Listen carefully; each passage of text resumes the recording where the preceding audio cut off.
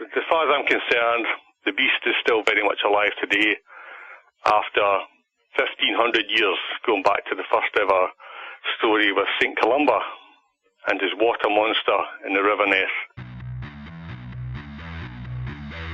Ladies and gentlemen, beloved America!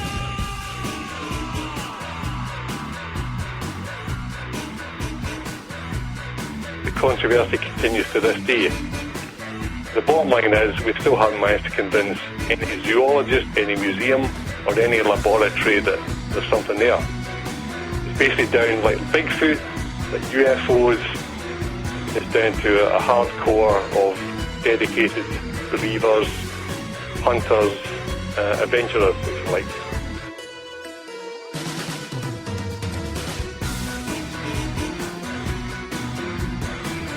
It touches something in the psyche. Man's impressed by things bigger than himself. And the Loch Ness Monster fits that genre.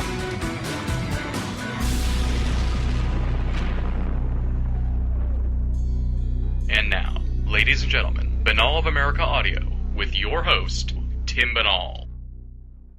What is going on, my friends? This is Tim Banal of BanalofAmerica.com with another edition of BOAA Audio Season 7. Big thanks to all the folks out there who tuned in for the Season 7 premiere and helped spread the word that BOA Audio is back. You guys are awesome. Trust me, folks, the ride has only just begun. Very excited about this edition of the program because over the years, as many of you know, we have explored many different cryptids on the show, but the creature that we are going to examine here on the program this week has thus far eluded us. It has only sort of been discussed tangentially, and finally we're going to put the microscope square on this iconic mystery. I'm talking about, of course, the infamous Loch Ness Monster, and we are going to look at Nessie in depth with our guest Roland Watson, author of the book The Water Horses of Loch Ness. And making this conversation with Roland even more amazing, he is coming to us direct from Edinburgh, Scotland, just a few short hours away from the Loch Ness Monster's proverbial stomping grounds at Loch Ness. It would be nearly impossible for me to give you the full rundown on this marathon conversation because we are covering Nessie from a myriad of angles. But let me just give you some of the tentpoles of the interview. We're going to learn about the evolution of the Loch Ness Monster in mainstream popularity. We're going to find out about the many ways that monster hunters have tried to prove its existence over the years. We'll learn about the controversial surgeon's photo, which I'm sure many of you have seen, that allegedly shows the creature. We'll talk about the various theories surrounding what Nessie might be, including the paranormal Nessie theory and the concept that Nessie is a remnant dinosaur. Given that Roland has been studying the Loch Ness Monster for a very long time and visited Loch Ness numerous times, we'll speculate on what the best way would be to hunt the monster, and we'll also find out about how the locals at Loch Ness feel about the mystery after all these years. Plus, of course, tons and tons more. This truly is a jam-packed and comprehensive conversation with a researcher who has both chronicled Nessie lore and helped keep the mystery of the monster alive and kicking in this new millennium. I'm talking about Roland Watson, the man behind the book, The Water Horses of Loch Ness. For those of you who are unfamiliar with Roland Watson, allow me to provide you with a little background on him. Roland Watson lives a 4-hour drive from Loch Ness in Edinburgh, Scotland.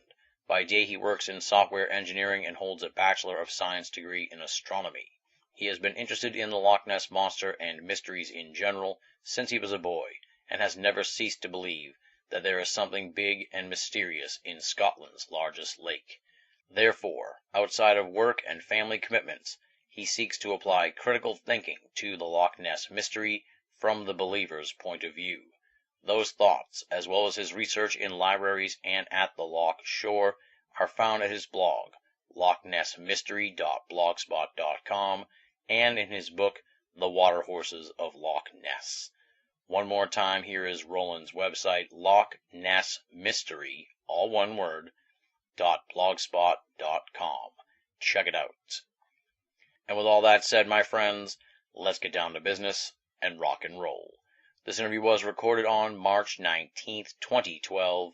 Roland Watson, talking about the Loch Ness Monster on BOA Audio, Season 7.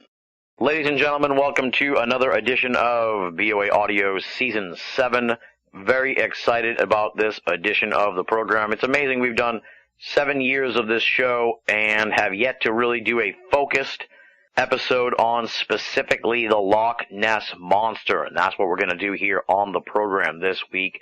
Very thrilling, very exciting for me. The Loch Ness Monster is, of course, a staple of the world of the paranormal, and as we've talked about on the program, really has had its ebbs and flows in popularity. It seems like it's bubbling up a little bit, no pun intended, in recent years, and maybe our guest here is a big part of that. He is Roland Watson, the author of the book, The Water Horses of Loch Ness, and he's the man behind the wildly popular blog, The Loch Ness Mystery, and you can find that at lochnessmystery.blogspot.com. And finally, we're going to dive into Loch Ness and really hunt down this monster and try and get some answers about this really iconic case in the world of the esoteric. So welcome to the program, Roland. It's going to be a very fun conversation, I'm sure. Thanks, Tim. Glad to be here. Well, we usually start out with, the bio, the background. I find it particularly exciting, too, that not only are you a serious, hardcore Loch Ness Monster researcher and author, but you're right there in Scotland, which makes it even cooler because you can give us some real amazing first-hand perspective. But talk a little bit, about the bio, the background. Who is Roland Watson? How'd you get interested in the Loch Ness Monster mystery? Well, I am a Scotsman. I've been born and bred in Scotland. I'm a 4-hour drive from Loch Ness, as it turns out. I live in Edinburgh. I'm married with 2 kids, and I've been interested in the Loch Ness Monster since I was a kid, basically. So we're going back to the 1970s, really, which is a pretty heady time for the Loch Ness Monster, so it's quite natural that dinosaur-loving kids like myself would kind of latch onto that subject. So I was quite heavily into it. I got all the books I could and studied the subject in depth, even as a kid. So I was a kind of nerdy kind of kid in those days. And that's kind of gone through the years because I'm by trade a software engineer. So I like to think of myself as a kind of logical, clear thinker. Yeah. And like to apply some critical thinking to the Loch Ness Monster. Now, to tell you something there, I was interested in the Loch Ness Monster. This went through the 1980s. Then I went through a bit of a dip. I concentrated on my career, my family, which is not too surprising. Mm-hmm. And I came out the other end of it with 2 kids that could look after themselves. These few years passed, and I took a look around me. I'd always believed there was something strange in Loch Ness. And I've come to this point that I looked around 2 years ago, and I saw what a pretty barren landscape in terms of that particular cryptid. And I thought, well, now's the time to kind of maybe kickstart a blog, because I reckon I had a few things to say about this, and I was trying to kind of reclaim the Loch Ness Monster. This is my kind of mission statement, if you look at my blog. Mm-hmm. So I've been building up the articles and so on, and basically that's where I find myself today. Yeah, it's interesting how you point that out, because I've kind of noticed that too in recent years, that, the Loch Ness Monster, that was huge. I was born in 79, so I missed the whole 70s paranormal boom, but even when I was growing up in the 80s and the 90s, the Loch Ness Monster was one of the top, 5 paranormal mysteries out there, and it seems to have progressively gone further and further down that ranking over the years until, recent times when it's sadly, it's kind of become almost an afterthought in a lot of ways. And thankfully, you're sort of bringing the interest back up into it. Yeah, well, let me tell you, most of the leading spokesmen on the phenomenon don't actually believe there's anything strange in the loch at all. It's a bit like going into a church and finding an atheist in the pulpit, if you know what I mean. So it's I can quite understand why that situation has arisen, because we're in a kind of age of skepticism where people are more questioning. They want better proof. So, I mean, going back to the 80s, people began to kind of stand back a bit and take a closer look at the ecology of the loch, take a look at some of the pictures. A few body blows came along the way, like, the surgeon's photograph was exposed as a hoax. Things like that chipped away at belief, at any kind of credence in Loch Ness Monster. So that's kind of backdrop we're against today, really. Interesting. Yeah. It seems, well, it's a truly unique mystery in the world of the paranormal too, in the sense that, like, with Bigfoot, you kind of have to go and look for Bigfoot. With UFOs, they come to you. You can't really go somewhere to find UFOs. But with Loch Ness, it's there, and you just, you have to go there to find the mystery, in a sense. It's very different in a lot of ways from some of the other big stories in the paranormal. Well, Loch Ness, 24 miles long, a mile wide, and about 750 feet deep. It is the lowest depth known so far. Trouble is, you see to yourself, that's a pretty small area compared to searching California for Bigfoot. And it's very small compared to the skies that the UFOs might, move about in. The Loch Ness is largely unexplored, in my opinion, because you basically jump into that loch and you'll find out that you're in a world of darkness after a few feet. Now, I liken it to, people will say, well, Loch Ness, pretty small, surely you'll find something. Bigfoot, you've got the entire forests of California or wherever else that you think they might be walking about. But to tell you the truth, Loch Ness is what we call peat-stained water. You've got all these rivers washing in various matter into it, and it suspends in the loch. And you dive in, and it's pitch dark after 10 feet. I kind of liken it to trying to find Bigfoot at the dead of night in a thick fog. Yeah. You can't do it. Exactly, yeah. It's the same problem with Loch Ness. You can only really penetrate it with sonar, and even then, you've got your limitations there. So I would still class it as a largely unexplored area. Interesting, yeah.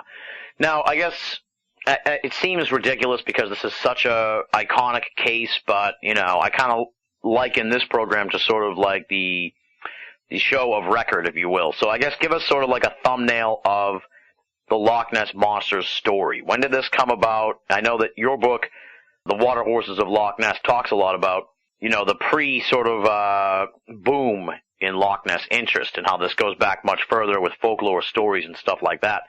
But I guess sort of give us sort of a thumbnail look on what is the Loch Ness Monster for people who are just discovering this program or maybe are listening to this 100 years in the future and wondering what exactly we're talking about. Sure, I'd be glad to. Yeah, well, the Loch Ness Monster it basically hit the headlines in 1933. During that time, it was a pretty unsettled time for the world. We were going through a Great Depression. There was wars were in the offing, and into this comes this story.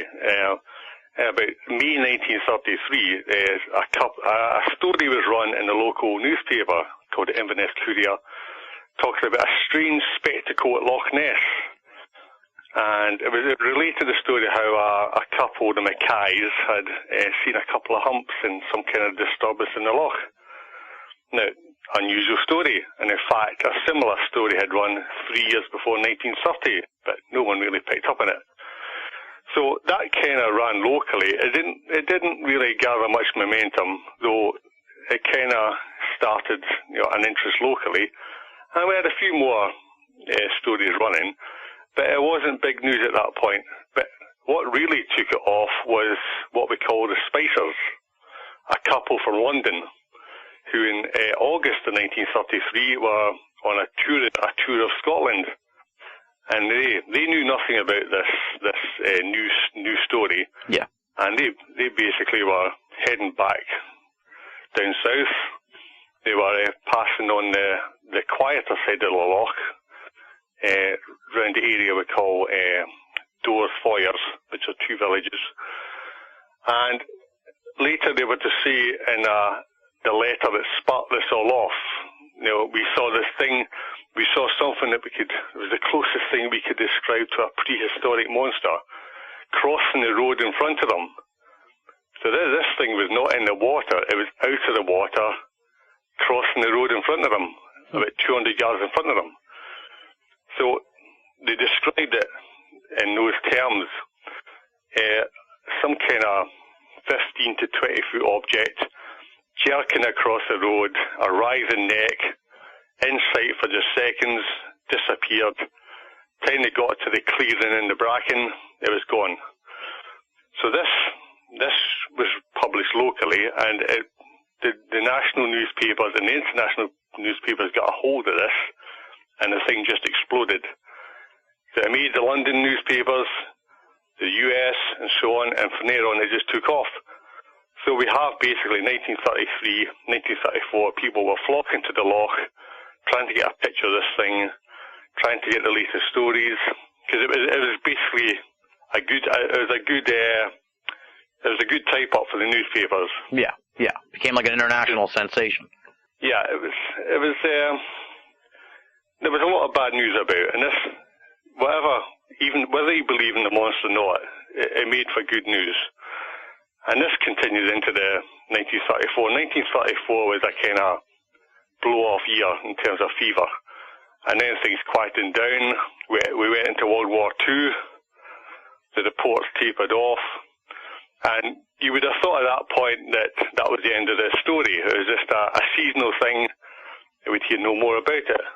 But they were wrong, because back it comes in the 1950s. The sightings keep coming. And a local woman called Constance White collected all these reports and published a book called More Than a Legend. And this rekindled interest. And from that book, someone called Tim Dinsdale caught the spark.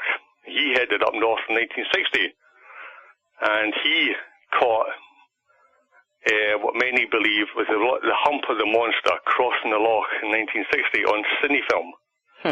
So again, the thing bursts wide open again worldwide. He gets prime time television. The thing just sweeps across the world again. The Loch Ness Monster is on a revival. And a lot of things sprung from that film. You had lots of expeditions heading north to Scotland. You had an organisation called the Loch Ness Phenomena Investigation Bureau being formed, which ran for 10 years looking for evidence. You had Robert Rines and his sonar expeditions from America and the Academy of Applied Sciences heading over in the 70s. So again, we're kind of moving up to a peak of activity in the 70s.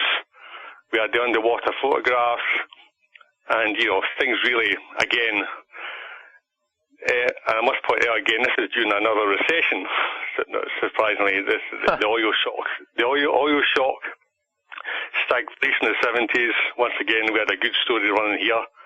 Whether you believe it or not, that's just the way it happens. And then it tails off. We get into 1980s. Things get a bit more skeptical. A lot of monster hunters become disaffected because they really thought they would have proven it by now. So some of them begin to write books against the monster. Some of them look for more naturalistic explanations. And things have kind of been quiet now for the last 20 odd years. Which brings us to today. The monster continues to be seen. I mean, my blog documents stories people tell me, or I'll pick up on newspapers as well.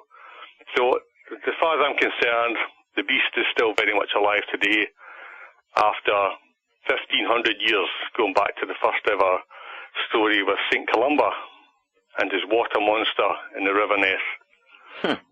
So this thing, you kind of just touched on it there. This thing, it exploded into the public consciousness in a sense in 1933 and beyond, but the history of this actually goes back much further, back to 1500, as you say. So that's pretty remarkable. So it has quite a history that maybe people aren't aware of, right?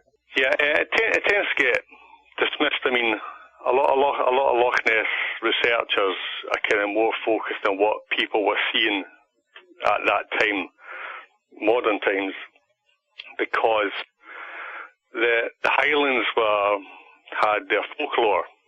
They had their traditions of water horses, kelpies, and water bulls, all these kind of aquatic, mythical beasts. Mm-hmm. Some would argue this kind of the ancient equivalent of modern cryptids.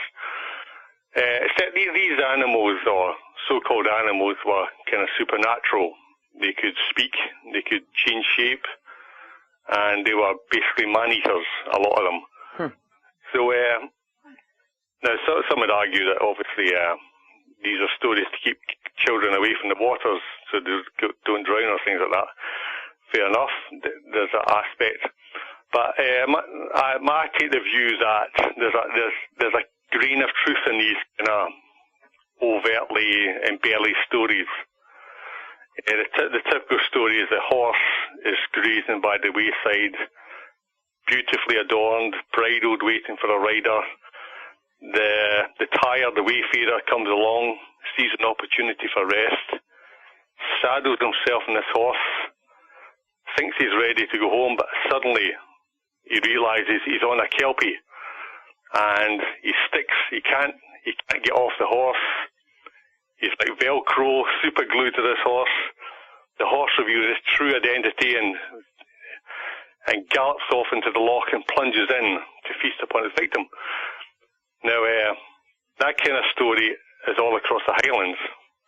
So some people would argue that, every loch has a water horse tradition, so it's natural that Loch Ness should have one, and that is indeed the case. But my studies show that actually Loch Ness is the most mentioned loch in the literature at the time for having the reputation of having a kelpie in it. Others have it too, but Loch Ness stands out more than any other one, which I take to mean that there's a grain of truth. There's something there, right? Which was propelling these stories. Interesting. Yeah. It makes sense. If it keeps coming up in that. Now, forgive me, because I'm really unfamiliar with sort of the topography and geography of Scotland. Is Loch Ness sort of like the biggest of the lakes in Scotland, or is it sort of in the middle, or is it one of the smaller ones? Where does it sort of rank amongst the bodies of water over there? Yeah, Loch Ness is the biggest body of fresh water in the whole of Britain. Oh, wow. There's nothing bigger in England, nothing bigger in Wales, Ireland, or Scotland.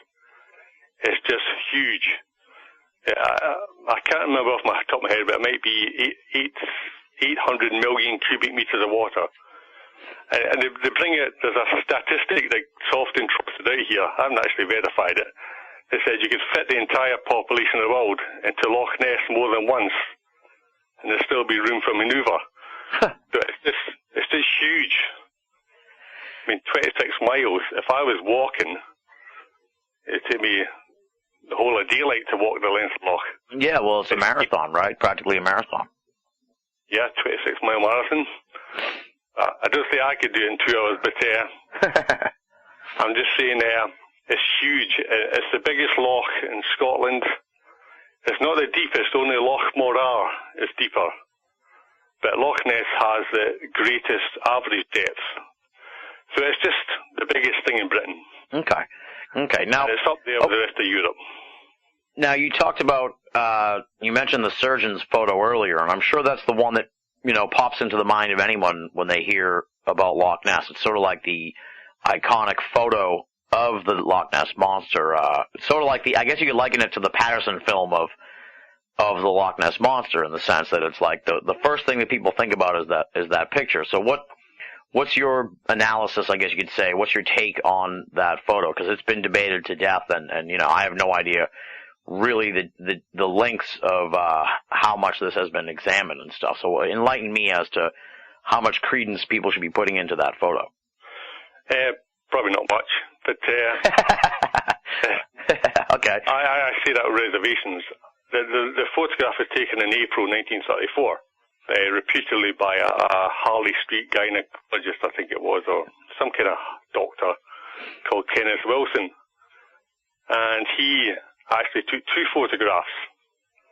One is the classic swan-like pose, and the second photograph, which wasn't published till over 20 years later, shows this kind of head submerging under the water again. So that kind of stayed the iconic picture. In some sense, it's still the iconic picture. Yeah, I've got it in my blog, a kind of representation of it. And it stayed that way. It's inspired many to compel them in the search, as it were. Until we got to the 1990s, where two guys, Alistair Boyd, David Martin, wrote this expose. Now, they'd basically been given a lead by another Loch Ness expert called Adrian Shine, who found a clipping in which somebody made some kind of confession that the thing was just a staged up, a fake.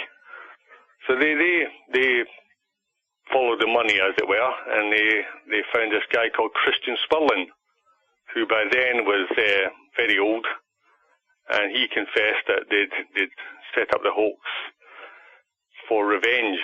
Now, by revenge, I mean back in the 1930s, as I said, when this was big news, a chap called Marmaduke Wetherell was employed by the London paper, the Daily Mail, as a big game hunter to go up to Loch Ness and find out what was going on.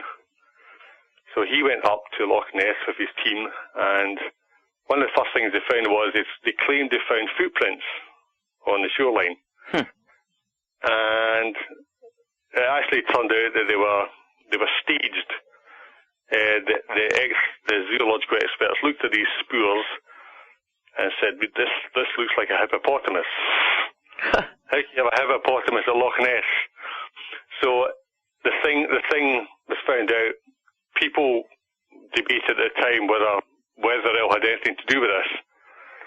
But it turns out later on that he did plant the spoors, the fake footprints, because one of his descendants produced this hippopotamus ashtray for the writers of the expose book. So he was sent home packing, tail between his legs, and he, according to Christian Spurlin, our old man in the 90s, vowed revenge on the Daily Mail. And so he surreptitiously staged this fake photograph and sold it through a go-between, Kenneth Wilson, to sell it to the Mail. So they took it, and it was published, and it was a sensation. Now, the problem with all this story is that Marmaduke Wetherell, the next part of the plot was he was going to expose the Daily Mail, saying the photos are fake, to their worldwide embarrassment. Yeah. That never happened. So to this day, we can't quite figure out why the plot line never quite followed through to the Marmaduke Wetherell getting his revenge. So there's a kind of few loose strings to this story. It's pretty airtight. Interesting. But, you know, there's unanswered questions, but by and large, people accept that it was a fake. Wow. See, up until I was reading your blog earlier today and talking to you now, I had always sort of believed that picture was legit. So I'm stunned to find out that, you know, you do a Google search for Loch Ness Monster on the images, and that's the only one that comes up like over and over and over again. It's amazing that we're dealing with something that's still resonates, and yet, as you say, it's a pretty airtight case. There's a few things I'd like to follow up there, because nobody can quite explain the second photograph of this head submerging. That's not in the story, that's not in the plot line, so that's an unanswered question. The other unanswered question is, like I said, why didn't Wetherell follow through on his revenge and expose the Daily Mail? And thirdly, I've got to say that one of the authors, Alistair Boyd, was a firm believer in the Loch Ness Monster, because he had a sighting of a big hump rising out of the water in the 70s in Norfolk Bay. And he tells us he could see the water running down his back. It was that clear to him. So he believes there's a monster there, but he's quite happy to write this book because he knew, even though people would see this as a negative, he still believed in the monster. So there's positive and negatives here, and still some unanswered questions, in my opinion. Right. Okay. So it's a pretty airtight case, but the jury's still out, if you will, to mix metaphors. Yes, some small leaks, but otherwise. Yeah. I presume then there's a litany of actually, well, maybe not a litany, but a handful of good photographs of the creature. What would you point people in the direction to if they wanted to actually see what is, maybe the most promising photo of the cryptid? Yeah, well, I'd say the first photograph is the best one. That's why I give it high prominence on my website. It was taken in 1933 by a Hugh Gray. Now, he said he went for a walk after church on Sunday along the banks of the south side of the loch, and he saw this. He said he saw this thing rise out of the water about 200 yards away, and it was thrashing about in the water, and spray was going everywhere. He had his camera, so he took some plates. Only one came out, and that's called a Hugh Gray photograph. Now, when you look at it, it's kind of looks chaotic. Yeah. So you really got to look at it a bit closer. It's accepted as positive evidence. I think it's a creature. Other authors throughout the years, some people have argued they can see a Labrador dog in it, but I think I've proved to my satisfaction, hopefully others, that that's just an optical illusion. Because the whole dog face is not there. The brain's just filling in the gaps. The main thing is that you can actually see the head of the monster on the right-hand side. Now, I didn't even notice this till a few months ago. And no one had even mentioned it in any of the books. And I had to go through old newspaper archives back to 1933 to actually find someone that said, there's actually a head, it looks like a seal in this picture. Now, the reason no one had seen this head gawping at them was because the official photographs in the newspaper had been over-contrasted. They were too contrasty and the feature was lost. But there was another better contact print made from the negative called a Heron Allen image, which gives you a clear view of what is actually being photographed. And if people go to my blog, I've put it up at the front page, they'll see this kind of fish-like head, mouth open, beady eye, looking at you. And that to me is one of the best proofs of the creature. We have other pictures. It's a picture by Adams, which shows a kind of short-necked creature. Some people claim it's the fin of a dolphin, but I think I can prove otherwise. There's also the Peter McNabb photograph. That's the famous photograph. You get two humps going past the castle. That was taken in 1955. You get the Dinsdale film, which in my opinion is genuine. You have other things too, and we're going right through up to the modern day. There's been pictures published in the last 10 years which are even better, in my opinion, than these photographs. If people want to look them up, Roy Johnson and James Gray, that's Gray with an A. Now, people claim that these are fakes, but I'm of a different opinion. Yeah, it's interesting too. In the Loch Ness Monster suffers also from the paradox of this sort of modern age where, people always say, well, there's so many extra cameras now with the camera phones and everything, but at the same time, photographic evidence is more highly scrutinized now than ever because of Photoshop and everything else. So it's such a difficult sort of problem to address in a way. We should have a lot more photos, maybe we do, but then it's like people are inherently skeptical of photos in modern times. Sad, but confusing too. Yeah, we kind of have an evidence impasse here. Yeah. Where Photoshop has arrived, computer graphics. And you ask yourself, how will people be convinced? Now, the problem with Loch Ness is, sure, there's a lot of people go through it, but the loch's a mile wide. So if something pops up in the centre of the loch, it's about 800 yards away.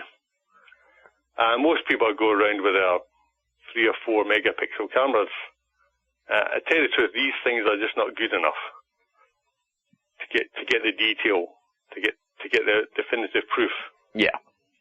And you get the webcams as well, which are trained in Loch Ness, and you're really not going to get anything better than a blob. So it's a bit like the monster has to come to you, basically. You can't go to it. Yeah. So at the end of the day, it's really no different than any of these other mysteries in a sense. We're dependent on the whim of the creature. Yeah, and luck. And luck. Yeah, it depends on the nature of the beast. Well, that's a good segue, I guess, to to the question of what is the nature of the beast. I mean, it seems like there are so many theories on the Loch Ness Monster. And you have a whole section on the website, dedicated to what is the Loch Ness Monster. It's sort of like the ultimate mystery behind all this. Have you personally sort of come to an opinion or a favored theory, if you will, on what is lurking there in the loch? Yeah, that's a good question. I've gone through various phases. Like I said, going back to a kid, I was pretty much in the plesiosaur camp. Moved on a bit. I went through a paranormal phase, because I in general do believe in the paranormal, supernatural, though I wouldn't insist that must be the explanation for everything strange. So I went through that stage that this thing is paranormal, and then I kind of stood back again a few years back and said, let's try and just kind of find a biological explanation for this thing. So, I mean, the standard explanations, you've got mammals, reptiles, amphibians, invertebrates, fish. Really, I think it's going to be one of those guys. The mammals, we can kind of, in my opinion anyway, discount. We kind of have the long-necked seal or pinniped theory, which has been favoured by a lot of researchers. We can go back to cryptozoologists of decades past who have kind of taken the view that it's just a gigantic seal. It's got a long neck. But I kind of agree with people that say, well, if it was a mammal, we'd surely be seeing a lot more of it. Right, so we'd be coming up for air. Yeah, I mean, animals like mammals have to come up for air. Now, they don't need to show a lot to take in some air through the nostrils. Evolution would dictate that you conserve your energy, and animals tend not to poke their heads out much. But yeah, you should see it should expose itself a bit more.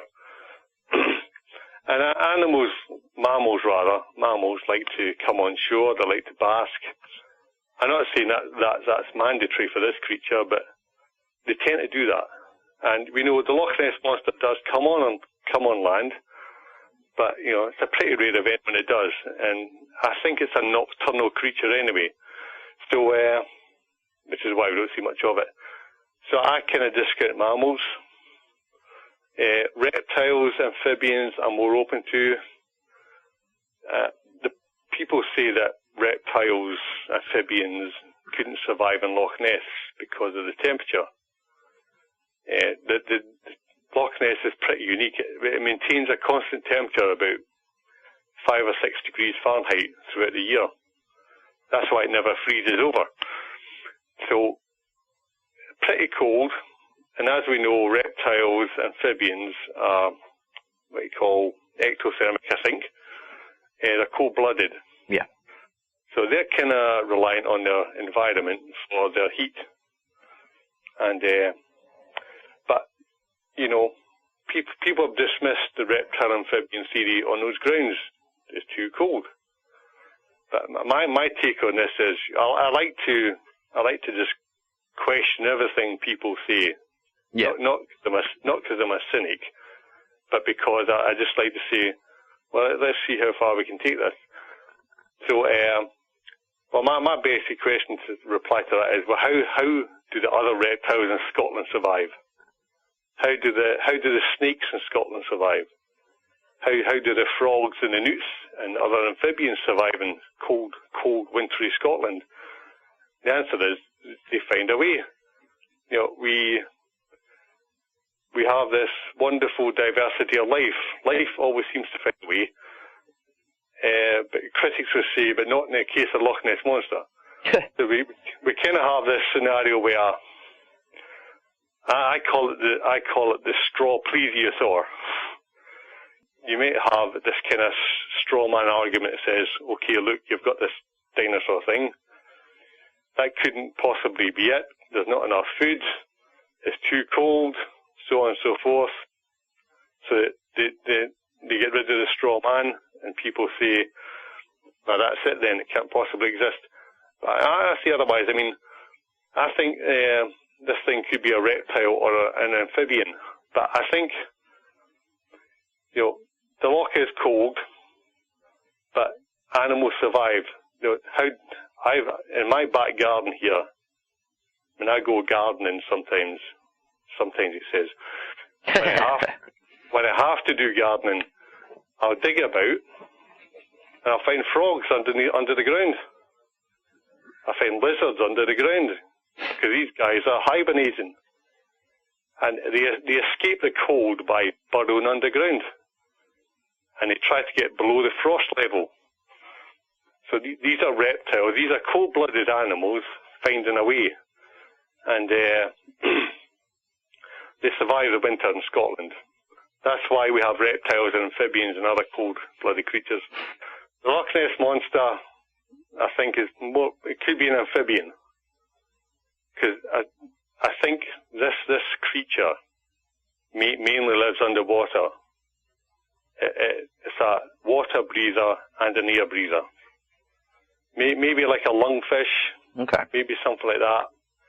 Something that can quite a home in the water, but whatever compels it to come out of the water, it has the capacity to either breathe through its skin, or it has rudimentary lungs, or it carries a water supply. It just does this. You basically got to look at the sighting reports, and you've got to kind of piece a kind of mosaic together. And people have come up with this kind of flippers, long neck, long tail, couple of humps, and a thick body. Looks pretty plesiosaur-like, I must admit. But there's other features to this creature which I think class it separate to anything we really know about. For example, people talk about, they see the humps change in shape. So they report this creature, they see it, its long head and neck sticking out the water, it has 2 or 3 humps. And they look again, it's only 1 hump. They look again, it's only 2 humps.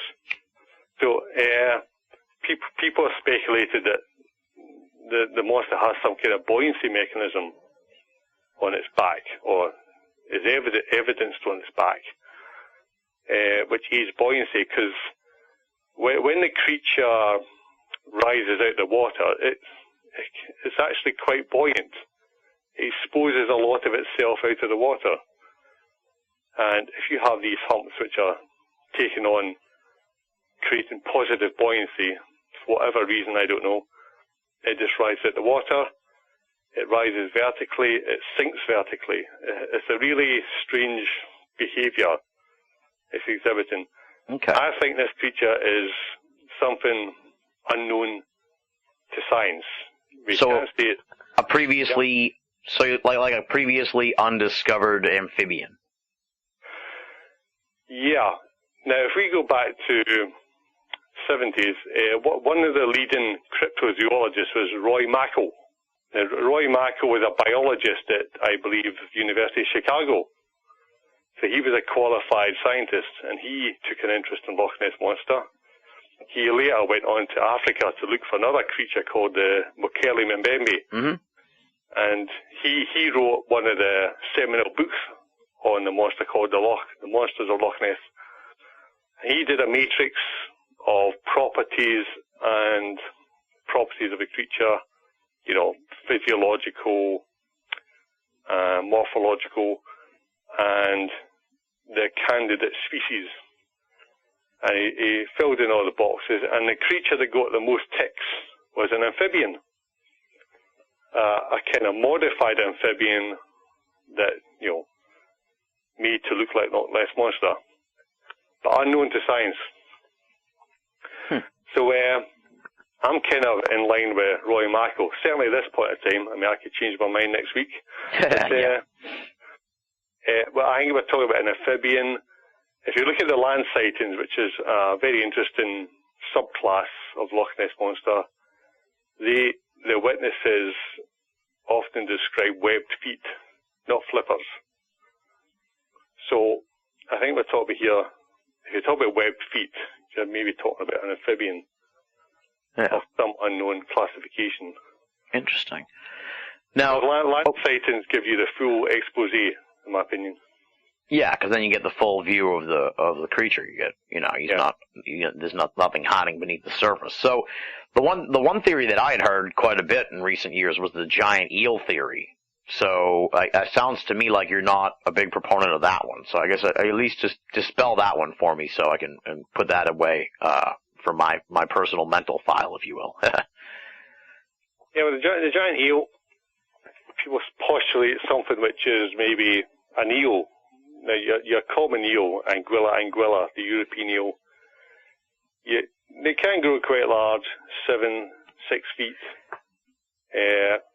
More commonly, you get a few feet long and, a couple inches thick.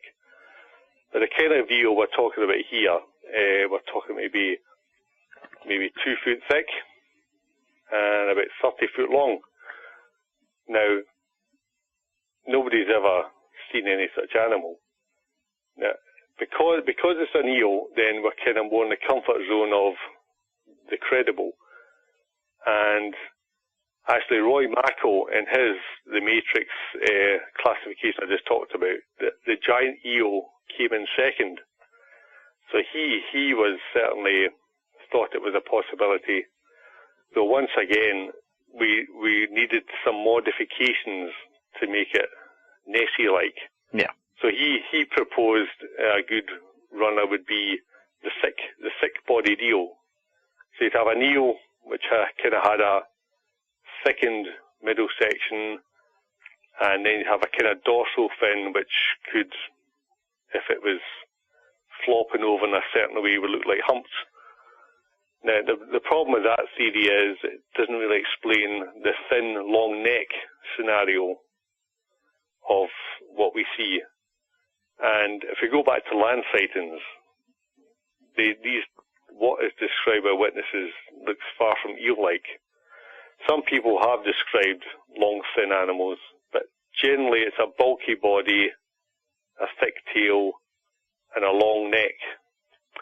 So unless this giant eel can puff itself up like a pufferfish, for whatever reason, in other words, we're talking about a thick body that is mainly hollow, then we're not talking about a giant eel here at all, in my opinion. Interesting. We basically got to go with what the eyewitness sees. Right, exactly. You've got to avoid the sin of modifying the data to fit the theory.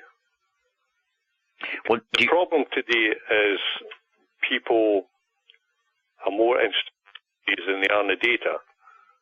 And that can often lead you astray. I'm quite prepared to question eyewitness data if it does lead to a rational explanation. But I don't want to go down the path where people are saying, for example, we must discount all land sightings if we want to propose that the animal is a giant sturgeon, for example. Yeah. Sturgeon don't go on land. So you're kind of sweeping away an entire subsection of raw data just to fit your theory fit the square peg into the circle hole. We've got to be careful of that. Yeah, absolutely. Now, how prominent are these land sightings? Because I think I was only really familiar with that first one from the 1930s that you were talking about. I don't have it in front of me. The Spices, I think, is with the couple that you're talking about. How prominent, though, have these land sightings been? They're pretty infrequent. They're going back to. We go back to the folklore. The Kelpie always appeared on land to its victims. It was an in water and it was an out of water creature. Now, whether there was a kernel of truth in there, people saw this thing on the land and they embellish stories. There's a possibility, but we have about maybe 35 stories related to this creature being seen on land. Wow, that's pretty good. But this is over the last 140 years. The oldest account we have, apart from the folklore, is about the 1870s. In the 1870s, we have a story where this governess and her kids were out for lunch, and they were up the top end of the loch, breathing, and so you hear this noise, see this huge grey thing lurching past them, swinging its head from side to side, this tiny head, long neck, grey elephant-like skin, waddling into the water. You know, you can kind of say that changed the day for them. And 1870s, and other people have been seeing things like that throughout the years. And actually, the last land sighting was in 2009. Oh wow! Somebody took a photograph. His name is Ian Monckton, if you want to check that out. He was heading back with his wife-to-be after a holiday near Loch Ness. It was 11 o'clock at night, he said, and he stopped by the water, and he just heard this crashing noise down below. At that point in the loch, they were high up.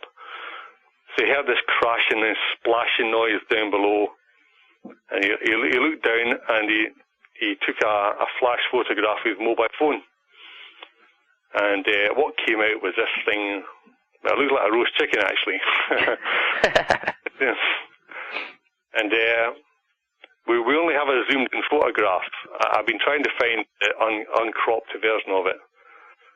But he said it sounded like a car was being thrown into the loch. And, okay.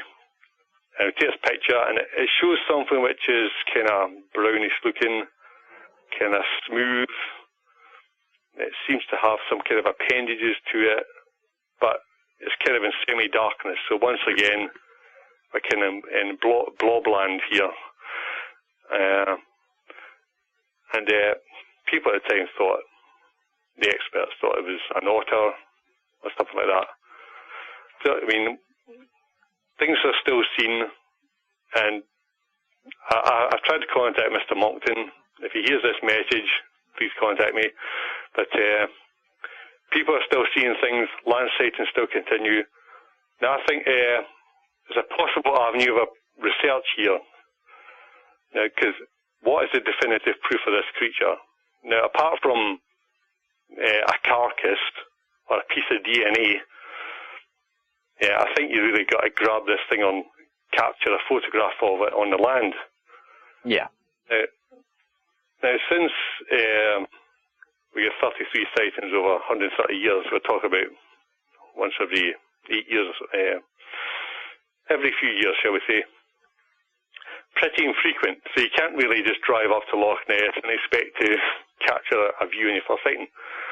And the other thing is these creatures are nocturnal, because I did a talk on land sightings to a local group in January, and I looked at the data, and there was a proportionally higher view of land sightings at night time, which I thought was pretty creepy. Yeah. Makes you wonder what they're doing. You know, maybe that's when they go for food or something like that. Yeah, well, the reason it may come on land is what drives a creature? Reproduction, resources, safety, who knows? But they tend to come out at night, which kind of it didn't surprise us, therefore, that people had legends about dark, supernatural creatures coming out to get you at night time. Yeah. And my view is if we can cameras, trap cameras or something at strategic points, we could get somewhere with this. You may have to wait a long time, but it's worth it. I mean, a typical story from 1919, a Jock Forbes was coming back from market on his pony and trap with his dad. It was about 11 o'clock at night. I think it was February. It was dark. They were going along the road, just thinking about getting to bed and having a good night's sleep. Then suddenly the pony backs up. It refuses to go any further. And before they know it, they see this dark shape slithering across the road. And before long, they hear a splash in the loch. And Jock Forbes says his dad muttered something in Gaelic, moved on, and they never talked about it again. That's the kind of creature we're talking about. Yeah. It moves about in the dark. It's nocturnal. It lives in a twilight world of peat-stained water. It's just. I'm not saying it's morbid. I'm not saying it's kind of devilish. I'm just saying it's a creature of the dark. It's creepy. Very creepy stuff. Yeah, I mean, I go up to Loch Ness a few times a year. I'll be going up in a few weeks, actually. And I went up to do some nighttime photography, infrared. And I went to Doors Bay, which is at the top. And this is not a built-up area. There's no street lights. You get the odd car coming past you. You can see some lights in the distance, but basically there's no light. I went down to the bay, and I was kind of looking around me, making sure there's nothing dark and massive near me. Because you do get a creepy feeling if you're on a beach on your own and you believe there's a 30-foot creature somewhere. There's no record of Nessie ever killed anyone, so I felt fairly comfortable, but there was a heightened sense of adrenaline, Yeah.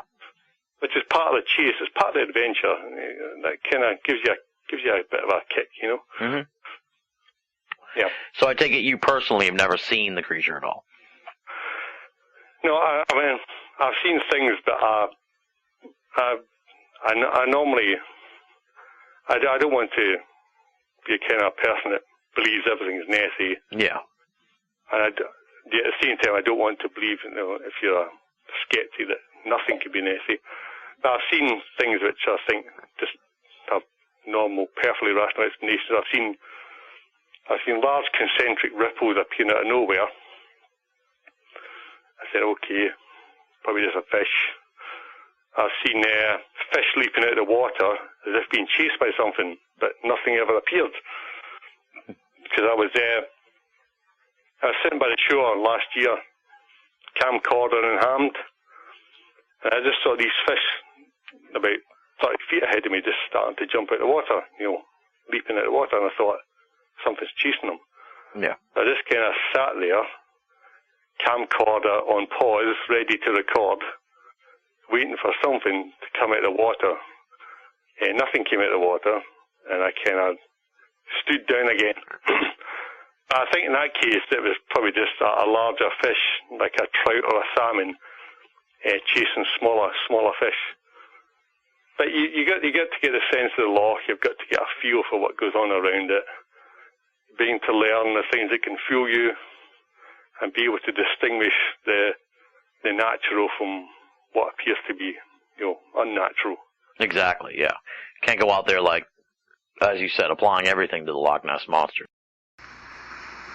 Ladies and gentlemen, our special guest speaker will provoke you. He will inspire you. He is Creed Bratton. 2 eyes, 2 ears, a chin, a mouth, 10 fingers, 2 nipples, a butt, 2 kneecaps, a penis. I have just described to you the Loch Ness Monster. And the reward for its capture? All the riches in Scotland. So I have one question. Why are you here? You're listening to Banal of America Audio. I asked the three of you to be here because you are all deeply committed to charity work. My Mary J. Blige Foundation is celebrating its 10th year of searching for the Loch Ness Monster. You mentioned how it's just tremendously dark down there, and that sonar is like one of the only real viable ways to explore the loch. I guess talk a little bit about, you know, this thing exploded on the scene in the 30s, and there's been all kinds of attempts to unravel the mystery. And I know, as you said, sonar has been a big part of it over the years. So I guess talk about what's been done at the loch to get to the bottom, no pun intended, of the monster mystery. Sure. Well, back in the 30s, obviously this thing grabbed the headlines. The first guy up there was, well, we had the various correspondents, one-man expeditions. Rupert T. Gould was the first one up there, really, of any note. He went around on a motorbike collecting information and eyewitness testimonies. He wrote the first serious book on the monster in 1934. Around that time, Sir Edward Mountain mounted his own surface watch expedition. He basically employed some people to watch the loch. He gave them cameras ready to photograph anything that came to the surface. Unfortunately, he said he'd pay anyone that produced a photograph. So people were cynically suggesting that, you know, when you offer that kind of incentive to unemployed people, then pretty soon you're going to get some photographs. So one or two photographs came out of that. There's an interesting photograph of a dark shape with a kind of spray of water being thrown up from the loch, but it's inconclusive. Surface watch, like I said, is a kind of mixed blessing. It's easy to do. You just sit there. But if the thing appears a mile away, then you ain't going to get anything conclusive. Yeah. And the further away it is, the more easy it is to be confused with other normal objects. So that came and went. We had a pretty long lull, the 40s, 50s. The Dinsdale film came along. And then we had the Loch Ness Phenomena Investigation Bureau, formed in 1962, I think. They ran for 10 years. They set up watch stations around the loch with long-range telephoto lenses. They also had mobile platform cameras on top of vans, kind of rapid response units, if you want to call it that. Yeah. To be deployed at a moment, within the day, anywhere around the loch. They, once again, they got stuff. They got films, they got pictures, but more often than not, they were too far away. The only purported film of the monster on land, the previous one I mentioned, was a photograph, an actual cine film, was taken 2 miles away. People claimed they saw this thing with a long neck pull itself out of the water 2 miles away on the opposite side of the loch. But once again, it was just too far away. Even a long-range telephoto lens has its limitations. Heat haze, other things just getting away. So surface watching was proven to be a bit of a problem in terms of getting definitive proof, that is. Right. You really needed something to pop up in front of you about 100, 200 years away. So things moved on from there. By the time we get to the 60s, portable sonar equipment and other things are being deployed. And people are beginning to say, well, if it's not going to come to us, we can kind of go to it by using echo sounders. So basically, boats of various side scan sonar. You could either have fixed point moored on the shoreline, or you could have the sonar on a boat scanning the loch while it moves up and down. People began to get strange readings. they see they see the fish, they see the sides of the loch, but they'd also see these anomalous signals. And people obviously said, well, this appears to be proof of a large object in the loch. And people argued about this because sonar is a bit of a blunt instrument, because it's not like the human eye where you can easily resolve objects in front of you. It's basically, you send out a blast of sound and it reflects back off something and creates a pattern on your paper or your computer screen which you have to interpret. So every sonar image requires interpretation. It's not like a light optical image. So people were getting these strange returns on the echoes, and a debate began. Some people said, well, this looks like a large object. Others argued, well, it could be an effect of refraction or reflection off the side walls of the loch. It could be this, it could be that. So even with that kind of tool, alongside cine film and photographs, you had a bipartisan approach being taken up. And then you move on, sonar has got better, sonar is becoming more higher resolution, and they can begin to resolve to centimeters now. Oh, wow. But, the monster has to be there in front of you to be seen. Right. You could start on one end and it could evade you, right? The sonar equipment is not like so advanced that we can have one enormous continuous sonar picture of the loch and see what's going on at all times, right? It's kind of like a telescope in a way. You may be looking up in the sky in one direction, the UFO could be, 30 feet to the right, and you're not going to get it. Yeah, because in 1987 they had something called Operation Deep Scan, and even that didn't cover the whole loch. And the creature, which didn't really appear to be something that lives in open water, because, well, there's not a lot to do in open water. Most of the food's on the sides and the shoreline, where the salmon are, the eels are, and the trout. But you could go up and down that loch, and you'd never see it. And basically, I spoke to someone at Kongsberg, which are sonar manufacturers. They'd gone to the loch in 2003 with the British Broadcasting Corporation, the BBC. The BBC loudly proclaimed, we scanned the loch, we found nothing, it doesn't exist. And but I spoke to one of the guys there, and he said, well, we actually only did bits at a time. You can't scan something that big in one go. So they were basically going along the side, mapping the contours. And he said, well, yeah, he admitted that, it could have been someone else. So, and if the creature had been, I think the creature's a side dweller. I call it a benthic dweller. It just kind of stays on the side, being an opportunistic predator. And I think you go over it, you never notice it. And the sediment in the loch is quite thick. And the bottom of the loch is basically silt.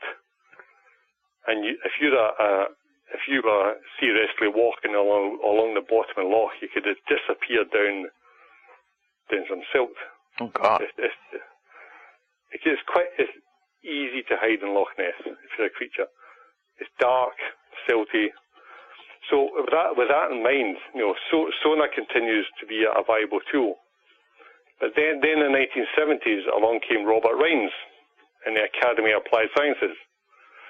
Now, they turned up in the early 70s with their sonar, yes, but also the underwater photography equipment. So they had various experiments going through the first half of the 70s where they would have a sonar equipment pinging off sound waves in front of them, and at the same time they'd have strobe cameras. So basically, the strobe camera would just flash take a picture, and sometimes the flash would go off in synchronization with the sonar hit, or it'd just go off at regular intervals. They had various experimental setups. Yeah. And from that, they got some these classic flipper picture, the classic head, gargoyle head picture. Now, these are controversial. I can imagine, yeah. It seems like all these... It seems like the creature's fraught with controversy in a lot of ways. It's such a mystery. Yeah, it's the gargoyle head. When I saw that picture when I was a kid, I said, well, according to the eyewitnesses, the Nessie has a small head on a long neck. So I was a bit sceptical about that. There was another kind of body and long neck photograph as well, which, people are divided over. The flipper photograph, some people say it's been doctored. Some people say, yeah, but the original photograph still shows something. The controversy continues to this day. The bottom line is we still haven't managed to convince any zoologist in any museum or any laboratory that there's something there. It's basically down like Bigfoot, like UFOs. It's down to a hardcore of dedicated believers, hunters, adventurers, if you like. So we've had underwater photography, we've had sonar, surface photography, and so far we haven't got the evidence which convince the most hardened skeptic. Yeah. Now, there are other avenues of research, and I'm looking into it as well. Obviously, money is an issue because it costs money to use the latest technology and such like. I think we need to take a fresh approach here. A bit of lateral thinking is required. Well, that's an interesting. That's a sort of great point, I guess. And I was going to ask you. I've posed this question to other monster hunters, if you will, people interested in the Bigfoot and other creatures and stuff. If, let's say, Roland, like I hit the lottery tomorrow and money was no object, and I called you up and I said, what can we do here to really go after this thing? What would you propose? I guess you could say. What would be your proposal to the best way to sort of cultivate the most evidence, if you will? If you really want a definitive answer, you'd read in the Loch. I think there'd be a lot of objections to that plan. Yeah. And believe me, I would not know where to put the water. So, and even then, you'd be wading through 20 feet of mud to find something. So, no. I had a couple of ideas, but some of them are a bit tongue-in-cheek. For example, divers. A lot of people have dived in Loch Ness. I've heard a few interesting stories about people seeing strange things looming at them in the distance. People can check my story about Robert Badger. He was helping out with some equipment, mooring equipment at Urquhart Bay. He finished the job. He went for a swim. And he went out about 100 yards. And he says that as he was swimming, he saw this cylindrical object approaching him that was 6 foot thick. And it went past him. And at that point, he figured, I shouldn't be here. Is Nessie a predator? I don't want to find out. And he basically, he swam as fast as he could in world record time, and basically he's aquaplaning on the ground by the time he got out. And I actually talked to him by email a few months ago, and it was still fresh in his mind, and he still sticks to his story. So I was thinking, tongue-in-cheek here, get some divers out and get them patrolling the loch with their cameras. You know the Jacques Cousteau documentaries where you've got these frogmen with cameras, with hand grips. Now, okay, I wouldn't do this. I believe it's a 40-foot one or more 40-foot creatures down there. And even though, like I said, there's no record of any violence, I just pass, actually. So I would pay these guys some danger money to go in there, scout about the loch, maybe 40 feet down under the surface, just gently swim about, see what happens. Now, I don't think you get many volunteers. You might, but yeah, you and I would be back at the command center, right? Yeah, I'd be delegating. So, the other thing is there's two other things here. Trap cameras. Now, we know these things are much loved of Bigfoot hunters. Mm-hmm. You just strap it to a tree, you walk away. And I think they're great, actually, because I think this is something that is useful. Loch Ness is not Oregon or California. It's the perimeter of Loch Ness is about 50 miles. So you kind of got an enclosed area. Me personally, if I had a lot of money, I'd be strapping these cameras every mile along the loch and just trained on the shoreline to see what happens. So I'd do that. I get some high quality rapid fire trap cameras, infrared, night detection, and just see what comes up after a year or so. I've actually got a couple of cameras like that, and I've been using them on the loch. I just point it at the loch, and I go away for a few weeks. I come back, take the SD card out, and I see what's on it. So far, no luck, but it's pretty good to load this up into the PC. Just the excitement of seeing what comes up, and you'll see pictures of canoeists going past, looking at the camera. You'll see logs crashing in on a wave. And I must admit, I get one picture of one long-necked creature in one photograph. Huh. There's a bird. There's a bird. It was a heron flapping its wings about 10 o'clock at night. I thought it was a great picture. It showed it was. But it was about dusk, so the infrared hadn't really kicked in properly. So, this is just me. This is my own foible, my own kind of eccentricities. But I kind of believe these creatures come out at night time to forage about. So I reckon you get a trap camera trained on the shoreline. Something moves, takes a picture every second. Yeah, you've got something there to show to the world. So there's also what I might call pinch points. Now, this is where, as I said, it's a big loch, 24 miles by a mile wide. But there's a concept to me of pinch points, places where you could kind of funnel the Loch Ness Monster. And I'm talking about basically rivers here. You have about seven rivers that flow into Loch Ness. Okay. So you get salmon runs, things like that, things that can tempt a monster to kind of maybe pursue the quarry.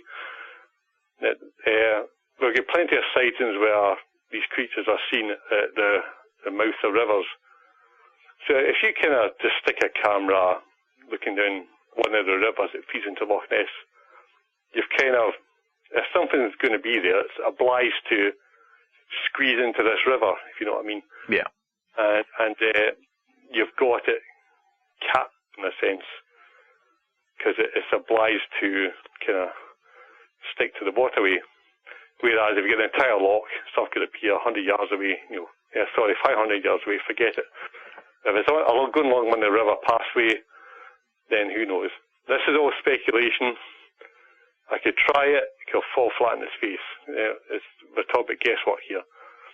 But these things go through my mind because, like I said, everything else is producing stuff, but it's either inconclusive or it's not good enough for the skeptics. Right. We're looking for the game changer, if you will. Now you hit the magic word here on speculation. It's interesting to think too, because you always hear, obviously it's the Loch Ness Monster, but you pointed out earlier, these sightings have gone back like 1,500 years. So it stands to reason that we're talking about several creatures here. There can't just be one that's lived 1,500 years or whatever. So what's your take on what the population of these things might be? I know it's almost impossible really to speculate on, but I mean, what are your thoughts on that? Are we dealing with like a couple dozen? Are we dealing with like 200? I mean, who knows? But that's what I'm asking you, I guess. Yeah, there's possibly one creature if you go for some kind of paranormal explanation. But yeah. But I'll just avoid that just now. What I'm saying is, some people have done studies. They try to estimate the fish stock. They come up with a tonnage, and they say, okay, if you get so many tons of food, you can only have so many tons of predator. Right. Sure. And various studies have been done, and once again, when the realms of speculation here,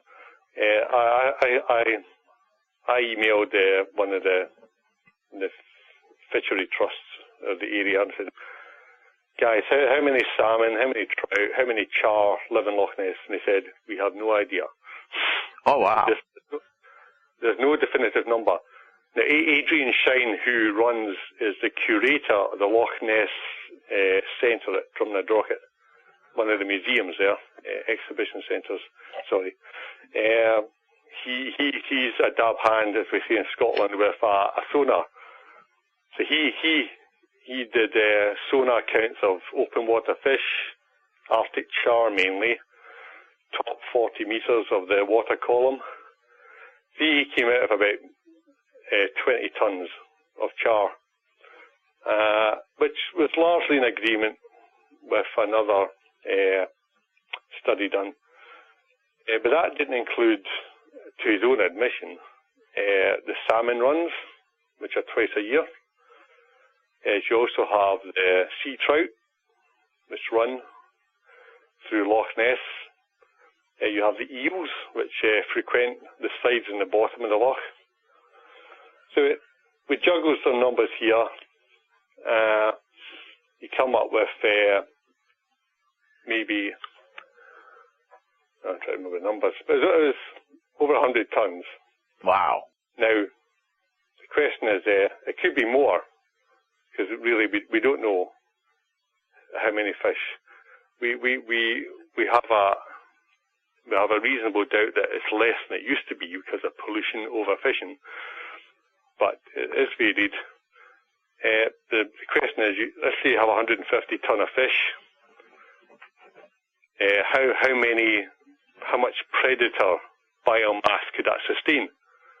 Now, that's really where we get into speculation, because what we call the prey-predator ratio depends on the predator. Right. Now, for example, mammals need to eat more because they generate their own body heat. So, for example, when Adrian Shine did his calculations, she suggested a ratio of 10 to 1. In other words, 10 ton of fish for 1 ton of predator.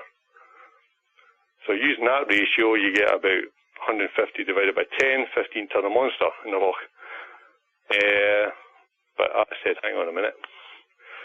Other studies of European temperate lakes on fish-type animals were coming up ratios of 3 to 1.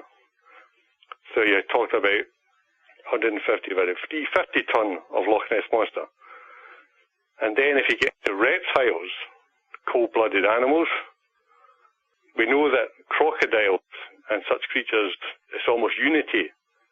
You can have, 1 ton of prey for 1 ton of predator. So you kind of, once again, the monster tonnage goes up depending on the type of animal you might speculate about.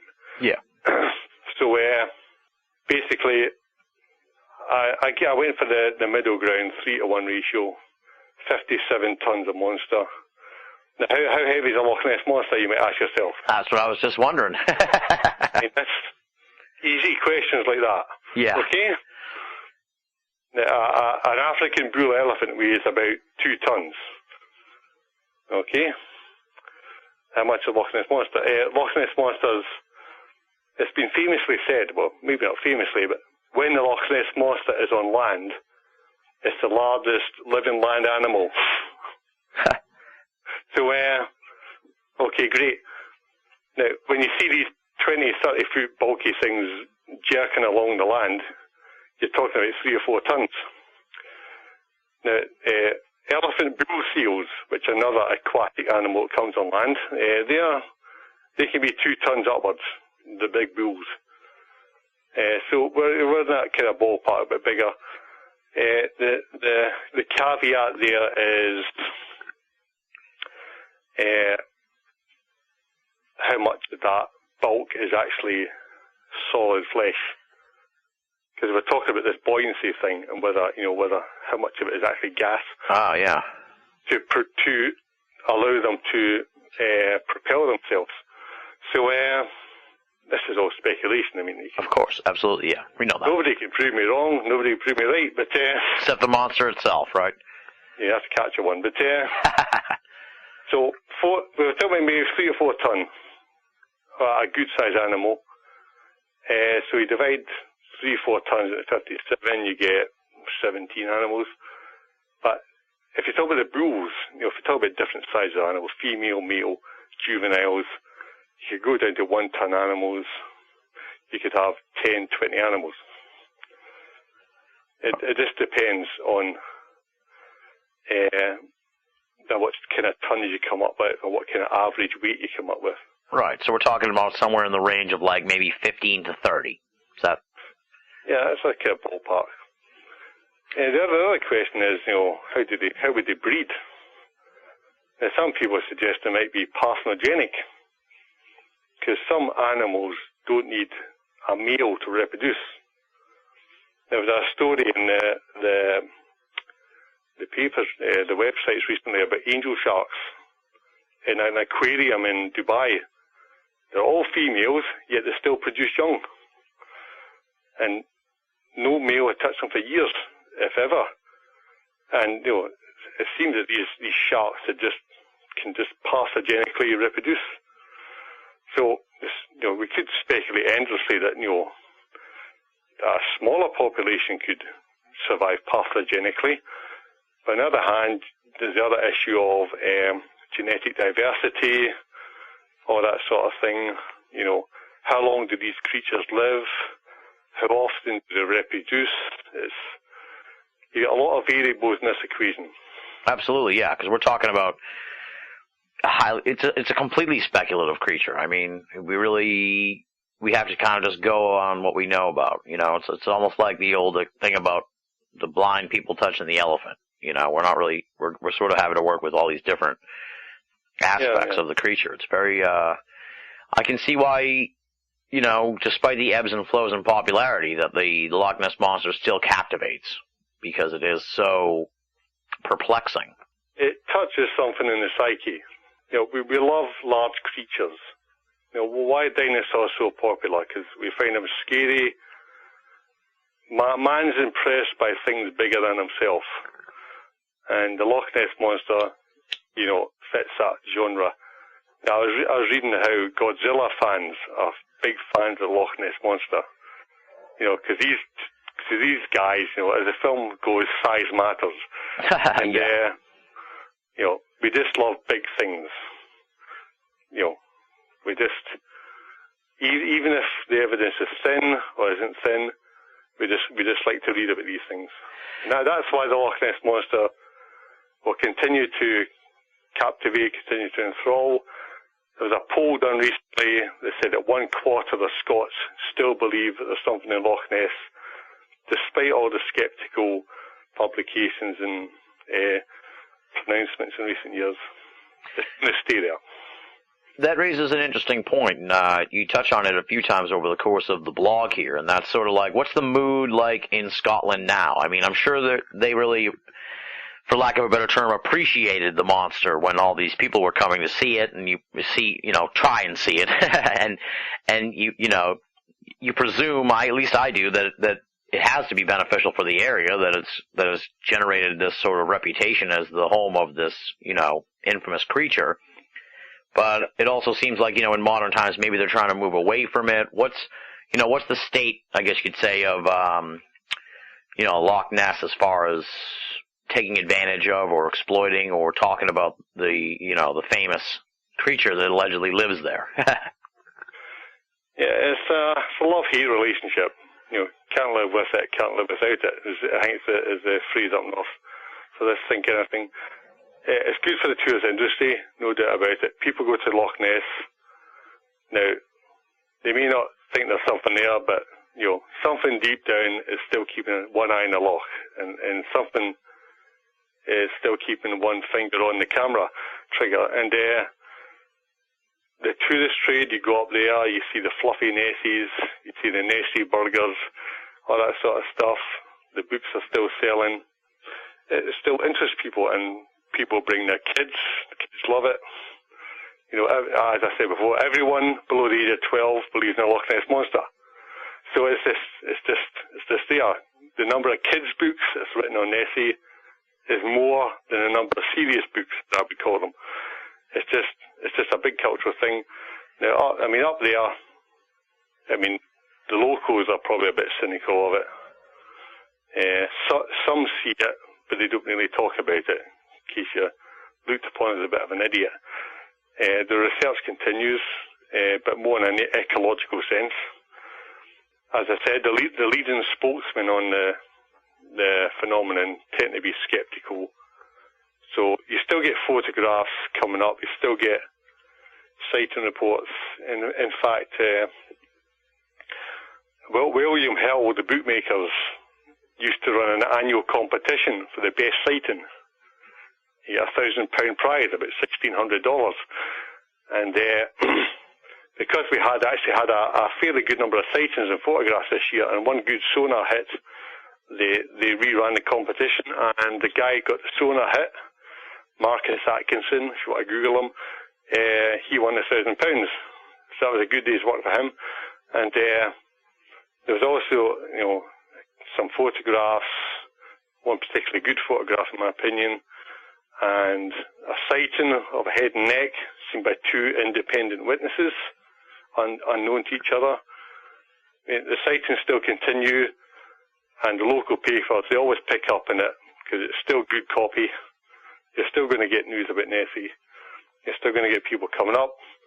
You're still going to get people saying it doesn't exist. Yeah. You're still going to get people like me saying it does exist. So it's a more skeptical regime, but I do my own little bit to try and make people think again about what's under that water. Absolutely, yeah. Well, it still remains unresolved. And have you given much thought? I've kind of heard of the theory, I guess you could say, that that maybe the Loch Ness Monster. I guess you're getting all these modern sightings, so I guess you sort of dispel the idea that the monster's dead. I'm sure you've kind of heard that idea that the monster was around for a while, but it's probably not there anymore. That kind of thing. Yeah, Robert Rhines thought it was dead, but I don't know how serious he was about that. As I said, overfishing, pollution has reduced food stocks. So, but the sightings still continue. Right. And, people speculate about whether Nessie has a way of getting out to the sea through underwater tunnels and that, and this is all speculation, of course. Whether it makes its way down the Great Glen out to the sea to fish and food out there, it doesn't seem to affect it. Maybe it's paranormal. So, you touched on that earlier, and we kind of pushed it to the side for the moment. But talk a little bit about the theories that this thing is some kind of paranormal entity and not necessarily a natural creature, if you will. Sure. There's actually quite a lot of advocates for that theory. I mean, I have dabbled with it. Ted Holliday was a well-known monster hunter, kind of broke ranks with the plesiosaur people. He thought it was how can I put this? A kind of tulpa. Do you know what a tulpa is? A tulpa, yeah, like a creature that's sort of created by the mass consciousness belief in it, if you will. Yeah. He thought it was a kind of manifestation, a thought form materializing. He's proposed a mechanism called L fields, which I'm actually not well up on. he wrote a book called The Goblin Universe, which he kind of laid out in a posthumous book about this. At the time, in the early 80s, I was kind of influenced by a guy called Tom Bearden, who was going on about psychotronic warfare. And he thought the Russians were about to launch a psychic attack on America. Didn't happen. But he had this kind of theory that 14 paranormal phenomena were a manifestation, a psychic manifestation of the collective unconscious.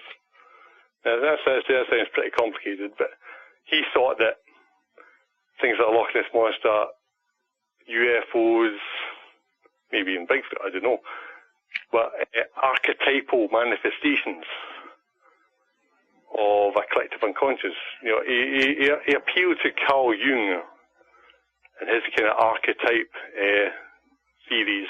Mm-hmm. Yeah, maybe, I don't know if he's implying that Loch Ness was some kind of phallic symbolism.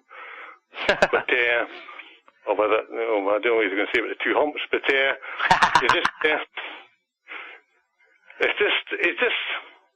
kind of resonated with me at the time. I thought, it kind of holds together this thing. Other monster researchers, Tim Dinsdale, most famous monster researcher, he believed in the paranormal in general. He was a member of the Ghost Society, and he had a few paranormal tales to tell as well. But he didn't quite make the final step to say that Loch Ness Monster was that kind of thing. Another chap who died a few years back, whose name completely escapes me, he ran a kind of crypto museum in California. He died in 2007, I think, 2006. He thought that Bigfoot was a paranormal phenomenon, so were all the other cryptids.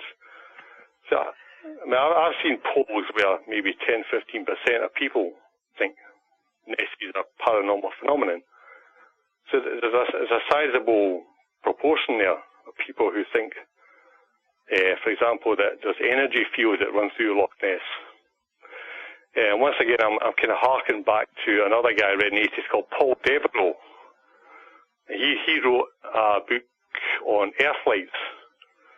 He claimed that piezoelectric effects on tectonic faults produced kind of ball lightning or UFO-like effects. But he also thought that it was possible these piezoelectric effects could impinge upon the brain to produce some kind of psychedelic hallucinatory effect.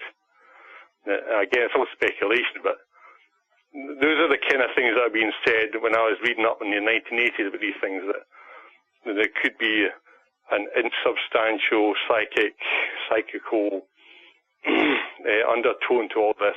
Yeah. And it continues to this day. I mean, I regularly talk with people over email about this thing, and they're firmly convinced that it's a paranormal phenomenon. And, you know, I know where they're coming from. Right. Well, even, you know, it sort of is an easy explanation in a way because, you know, you're sort of explaining the unknown with the unknown. So it's more, it continues the elusive nature of the creature in a lot of ways too. It may create more answers and questions than answers. Absolutely, yeah. I guess we should address to the big dog of Loch Ness Monster theories, if you will, and that's the whole plesiosaur thing. Now, we've been talking about how you're right now thinking that it's some previously undiscovered amphibian, so that sort of goes against the plesiosaur idea. But I think a lot of people, too, you know, we talk about the surgeon photo and how a lot of people, when they first hear Loch Ness Monster, they think of the surgeon photo. And I think in turn also they think of the plesiosaur theory. It's almost like kind of how, you know, you talk to an average person on the street, you mention UFOs, and they immediately think of like gray aliens. It's kind of like become synonymous with this theory. So I guess talk a little bit about the plesiosaur theory and where you stand on that, and whether you think it stacks up as a possibility, you know, in the grand range of theories. Yeah, well, the plesiosaur theory is kind of has almost been there from day one. I mentioned Rupert T. Gould. He wrote a book in June 1934, and we were kind of that was within months of the phenomenon breaking out into the news headlines. And he was talking about plesiosaurs, amongst other things. I mean, the plesiosaur was a well-known candidate even back then. It just seemed to, morphologically, it seemed to fit the bill. Long neck, long tail, thick body, 4 flippers. And that theme continued through to the 50s. I mentioned Constance White in her More Than a Legend book. Plesiosaur gets a mention again. 60s and so on. The thing is, on the one hand, it's a good fit morphologically, but behaviourally, does it fit the bill? I mean, nobody can tell really from the fossil record much about the life site, the behaviour of a plesiosaur. Recently they've postulated, looking at the neck structure, that it couldn't raise its head above the water, for example. So that kind of got the media's attention. They said, Loch Ness Monster proven not to be plesiosaur.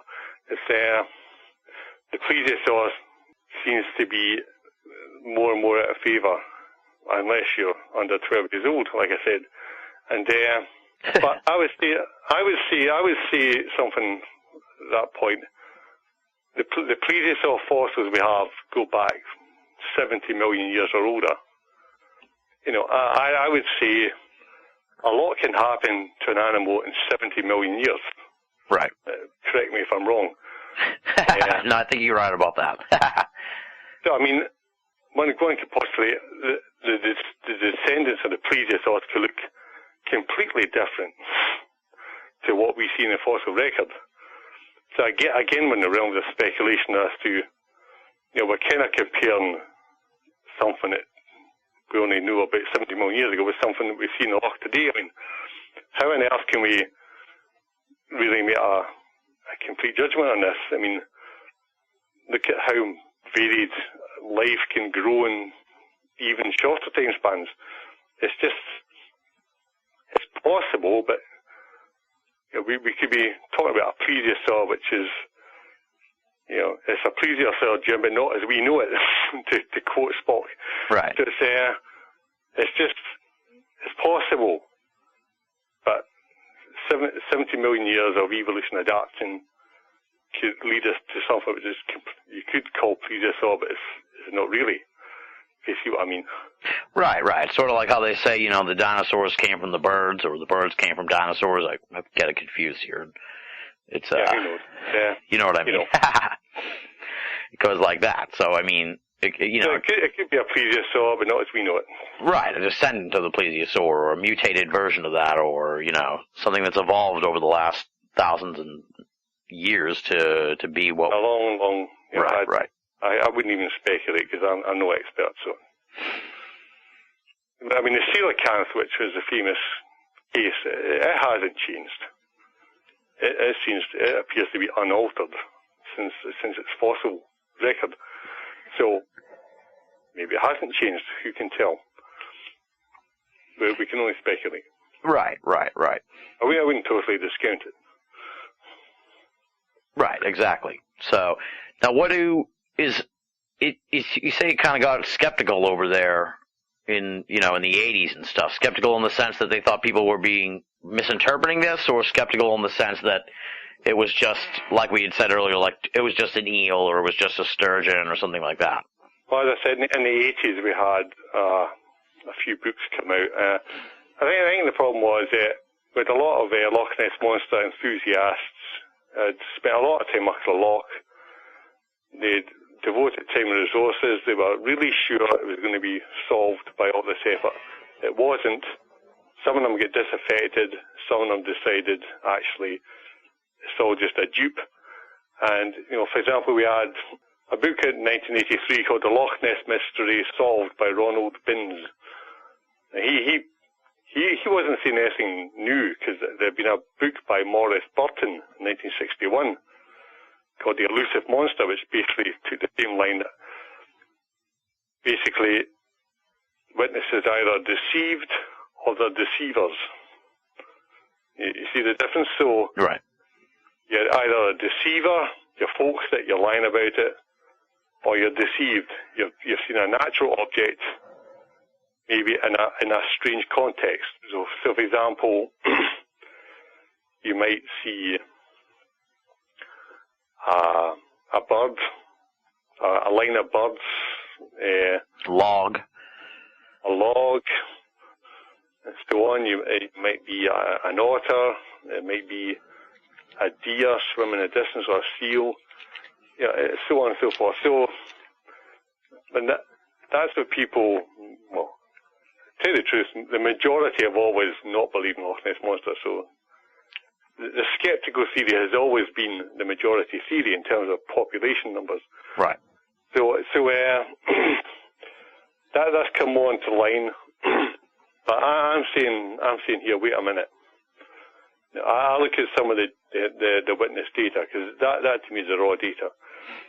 Now, like you say, it's either a real thing, something unknown, or they're deceived, or they're deceiving.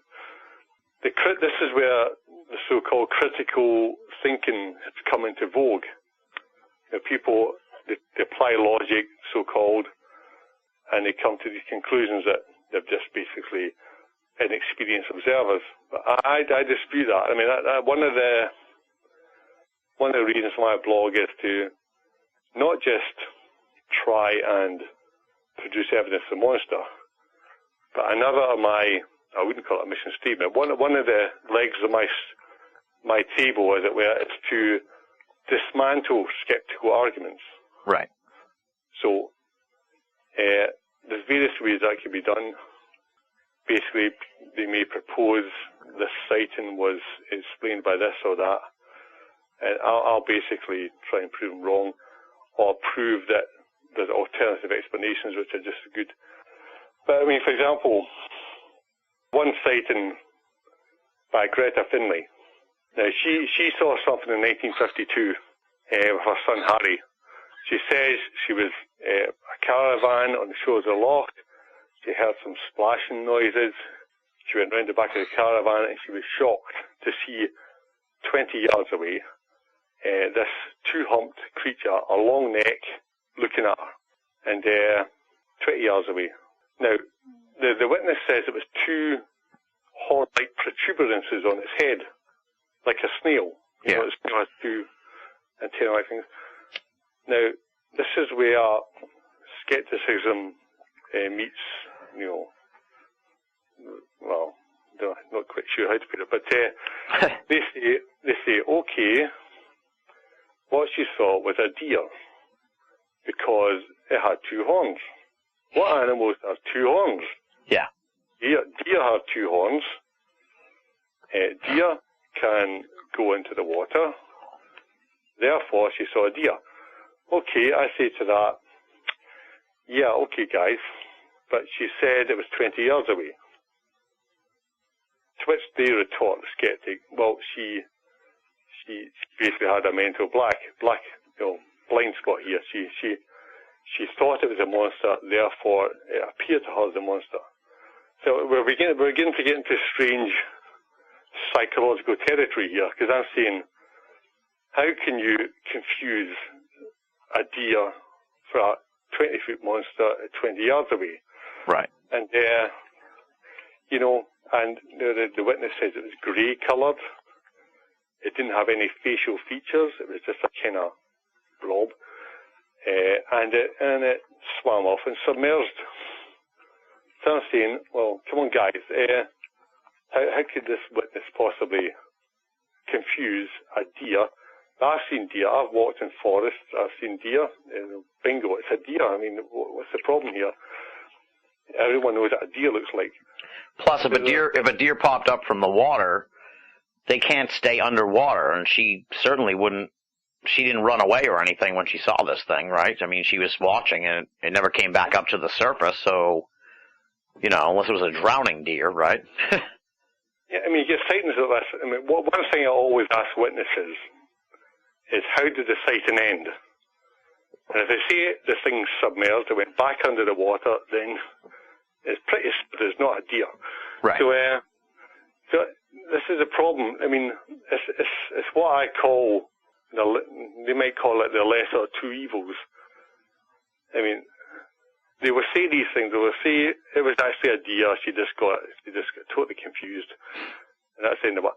So they're just saying they'll admit that this is not a slam dunk theory. But what they're basically saying to the general audience is, my theory sucks less than yours. You know, they'll say, look, Occam's razor. It's easier to believe my theory than your theory. It's easier to believe she confused a deer with a monster at 20 yards than it is to believe there's a big creature in Loch Ness. So this is what you're up against. It's just, I say, come on, guys. It's give these witnesses some slack. They're not idiots. In fact, I would say in cases like that, well, why don't you just say they were lying? I mean, that's more credible. Why do you just say Why do you just say they fabricated the whole thing instead of going for this idea that they couldn't tell a deer from 20 yards? Just say they lied. The problem with that is not critical thinking. Right. It's just a safety net argument. You say, oh, they just lied. So where's the application of brain power there? It's just simplistic reasoning. It's just a get out clause, really. So you get these eyewitness testimonies. The skeptic comes to these stories and says, right, which animal best fits this sighting, no matter how ridiculous it may appear? Seal, otter, duck, deer, or something else. So they just pick something that closely fits, best fits, and they move on.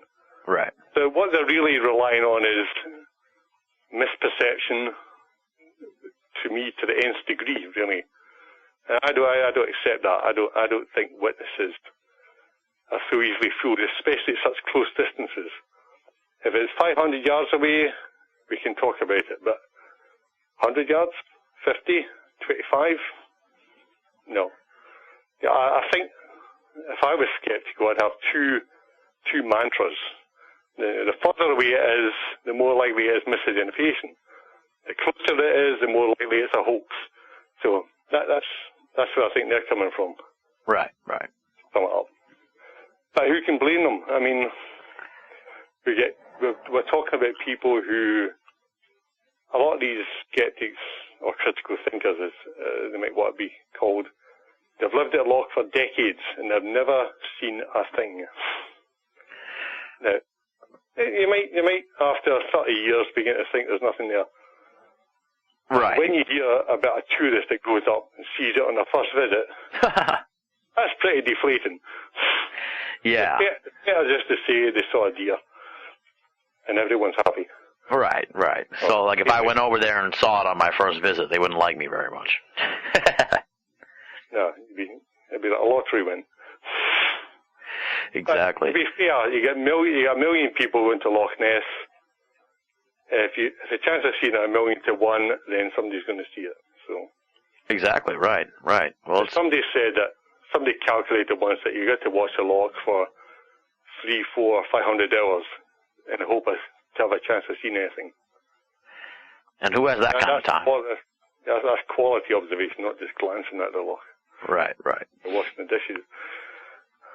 So yeah, the mood currently is skeptical, but we have a kind of hardcore believers like myself who still fight in the corner.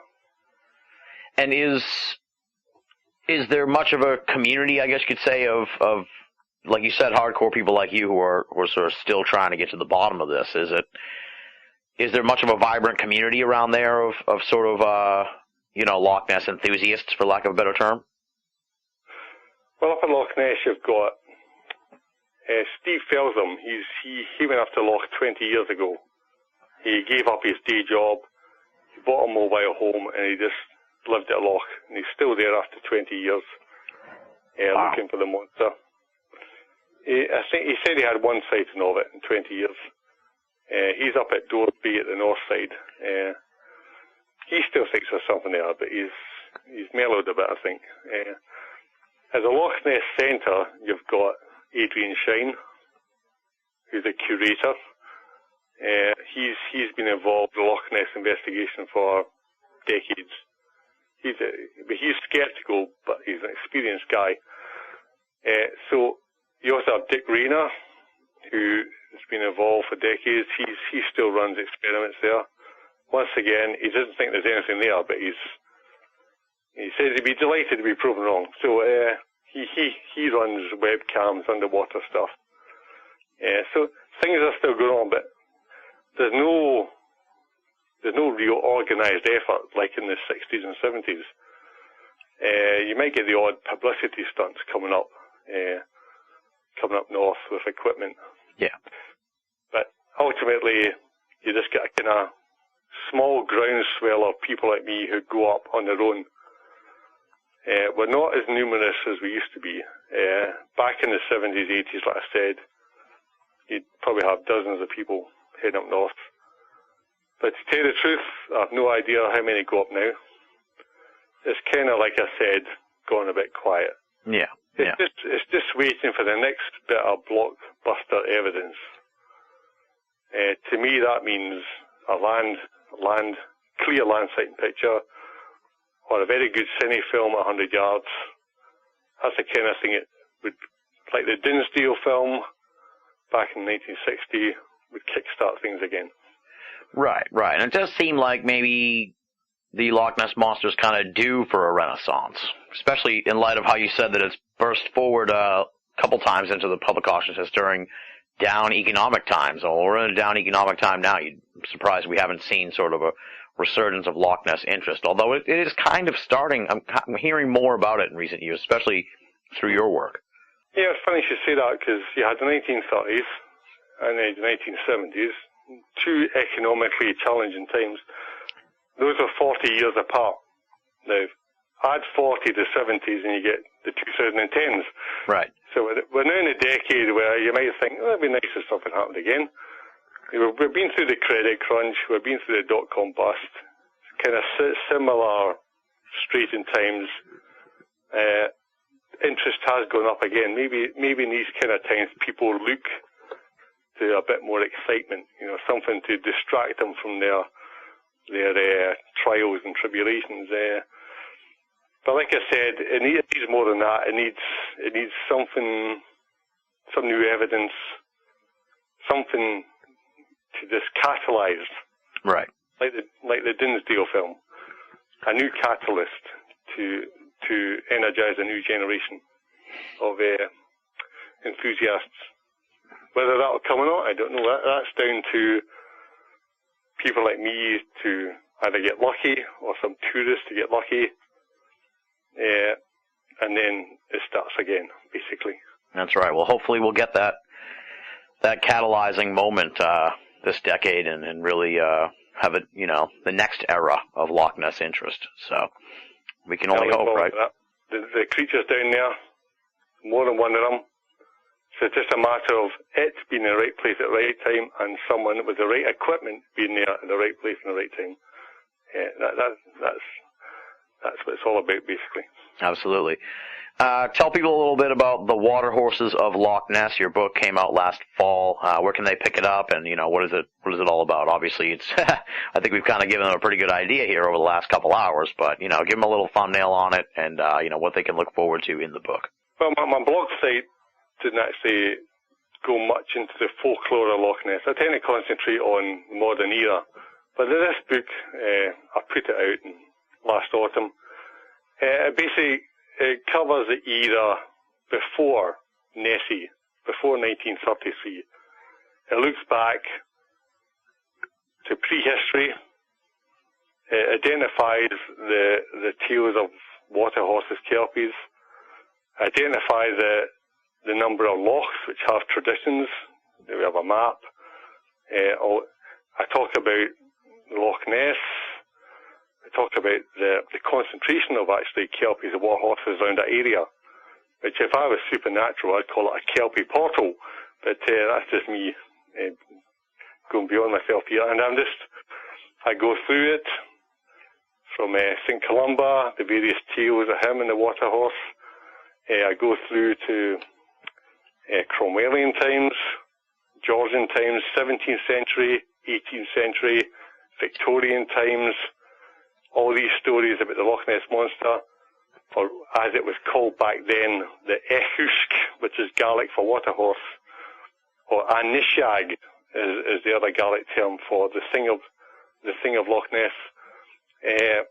Going through all these stories, some of these only came to light during the Nessie era when people in their 70s or 80s came forward to tell their stories about what they'd seen, what their grandparents had seen, going back to, way back. Yeah. And we bring it up to date. We look at the psychology of the folklore. Yeah, we go through the symbolism of the water horses, the archetypes, the mythology. We actually compare and contrast the Victorian academics with the modern skeptics, because when people were talking about seeing water horses back in the Victorian times, actually you'll find out that the academics who wrote the books on these were saying that they were just seeing waves and rocks in the water. So you're getting some kind of parallelism between then and now. We end up, the book talks about the supernatural aspect of the water horse and how that is carried through and a thread of belief through to the modern day. I talked about Ted Holliday and his psychic monsters, because that thread of supernatural Nessies, water horses, actually continues to this day, stretching back centuries. And that's the book. Awesome. And where can people pick that one up? Just go to Amazon.com and search for the Water Horses of Loch Ness. There you go. And there's links all over All of America and your website as well, so people can find it pretty easily. And, of course, the website is lochnessmystery.blogspot.com. What's next for you? What do you have planned in the future here for your Loch Ness research? Well, I'm going up in April. I've got some night vision equipment. I've got trap cameras. I'm going to maybe strap a few things to trees, not myself. And I'm going to walk away and leave them because I love this automated hunting. I can go back to the comfort of my sitting room. Night vision I'm still working with because, I believe it comes out at night, but at the same time you got to trade off the night conditions. So I'm going up there. I'm thinking about another book. I think basically one day my website's going to disappear because I won't always be here. At some point, I'm just going to put it on Kindle for future generations, to prove that not everyone was a skeptic at that time, and just to bring it all together. And I'm finding out new stuff all the time. I was talking to a lady who is saying our great-great-great-great-grandmother had seen the monster in about 1820, and she's got Gaelic journals talking about these things. So I'm just trying to develop these threads, bring them together, continue to research folklore, and continue to gather, new stories, bring it all together holistically into this thing called the Loch Ness Monster. So yeah, awesome. The work continues. Excellent, excellent. Well, Roland, I can't thank you enough for coming on the show here, giving us so much time and insight into this creature. I mean, what I had known about the Loch Ness Monster 2 hours previous pales in comparison to what I've picked up in the last few hours. So I can't thank you enough. And really, as a lover of the paranormal, I can't thank you enough for keeping this story alive, keeping this creature proverbially alive in the minds of people who are interested in this mystery. As I said, it's sort of moved down the proverbial power rankings of the paranormal over the last few years, but it is a staple of the field and something that I'm glad that you're keeping alive and keeping people thinking about this mystery, because it is a tremendous mystery, and there's really something to the mystery of the Loch Ness Monster, and it's been a great conversation, and I'm going to pick up Water Horses of Loch Ness myself, and hopefully talk to you again in the future to delve into this sort of pre-modern era of the Loch Ness Monster. But once again, thanks for giving us so much time. Best of luck in your pursuit of answers to the Loch Ness Monster mystery, and, kudos to you for your tremendous work, really reviving interest in the creature. Yeah, it's been great talking to you. I've enjoyed it. Thank you very much. that does it for this edition of BOA Audio Season 7. Big thanks to Roland Watson for coming on the show, giving us so much time and providing a wealth of insight into the Loch Ness Monster. Be sure to check out his website, www.lochnessmystery.blogspot.com, as well as his book, The Water Horses of Loch Ness. Moving right along now, it's time for BOA audio listener feedback, and we've got 3 short ones here as I get my listener feedback legs back under me. Here is the first one, comes from Jason, no hometown listed. Here's what he has to say. Is there any news on William K. Zabel? I've been listening to past shows. I've heard you are calling him. Email me back if you have a chance. Your buddy, Jason. Well, I'll do you one better, Jason. I'll read your email here at the end of the program. I figure since it is sort of the beginning of Season 7, we may as well take care of the many Zabel inquiries that I get all the time. No update on William Zabel, folks. Unfortunately, I have not heard anything from him or about him in the last year or so at least. Ever since he went missing, he has been really an enigma that has confounded many BOA audio listeners. Hopefully, someday we will hear from William Zabel, but for now, consider this my latest update on William Zabel. No information found, unfortunately. Next email comes from Vicky, no hometown listed. Here's what she has to say. Aloha, Tim. I enjoy your interviews. Please get Jeffrey Mishlove on your show and make him tell you about Ted Owens. I was listening to a David Sereda interview the other day, and he mentioned seeing UFOs in the Bay Area around the time that Owens was there manifesting them. This is a really underreported story. Ted Owens, the PK man, that deserves more scrutiny. Thanks, Vicky. I will confess here, Vicky, I have no idea about this Ted Owens story, but I have put it into the basket for further examination. Vicky was just one of many BOA audio listeners who sent in guest requests during the hiatus, so I'm pouring through those as I speak, looking through the various guest suggestions. I'm sure I will get many of the guests on the program here in Season 7, and I will definitely look into Jeffrey Mishlove and more about this Ted Owens story. Final email comes from Garrett in Eugene, Oregon, and he asks, do you know of podcasts that cover paranormal topics like those covered on your program, but in Spanish? If not, can you direct me toward anyone who might know? When I'm not listening to your podcast, I study Spanish. I figured a Spanish podcast would allow me to kill 2 birds with 1 stone. Thank you for your great program, Garrett in Eugene, Oregon. Thank you for writing in, Garrett. I'm really impressed with your unique and interesting inquiry. I'm sure there must be podcasts out there in Spanish, but I'm totally unaware of that as well. This is a very unhelpful edition of BOA Audio listener feedback. I apologize for that. That's just the way the emails crumble, I guess, here on this edition of the program.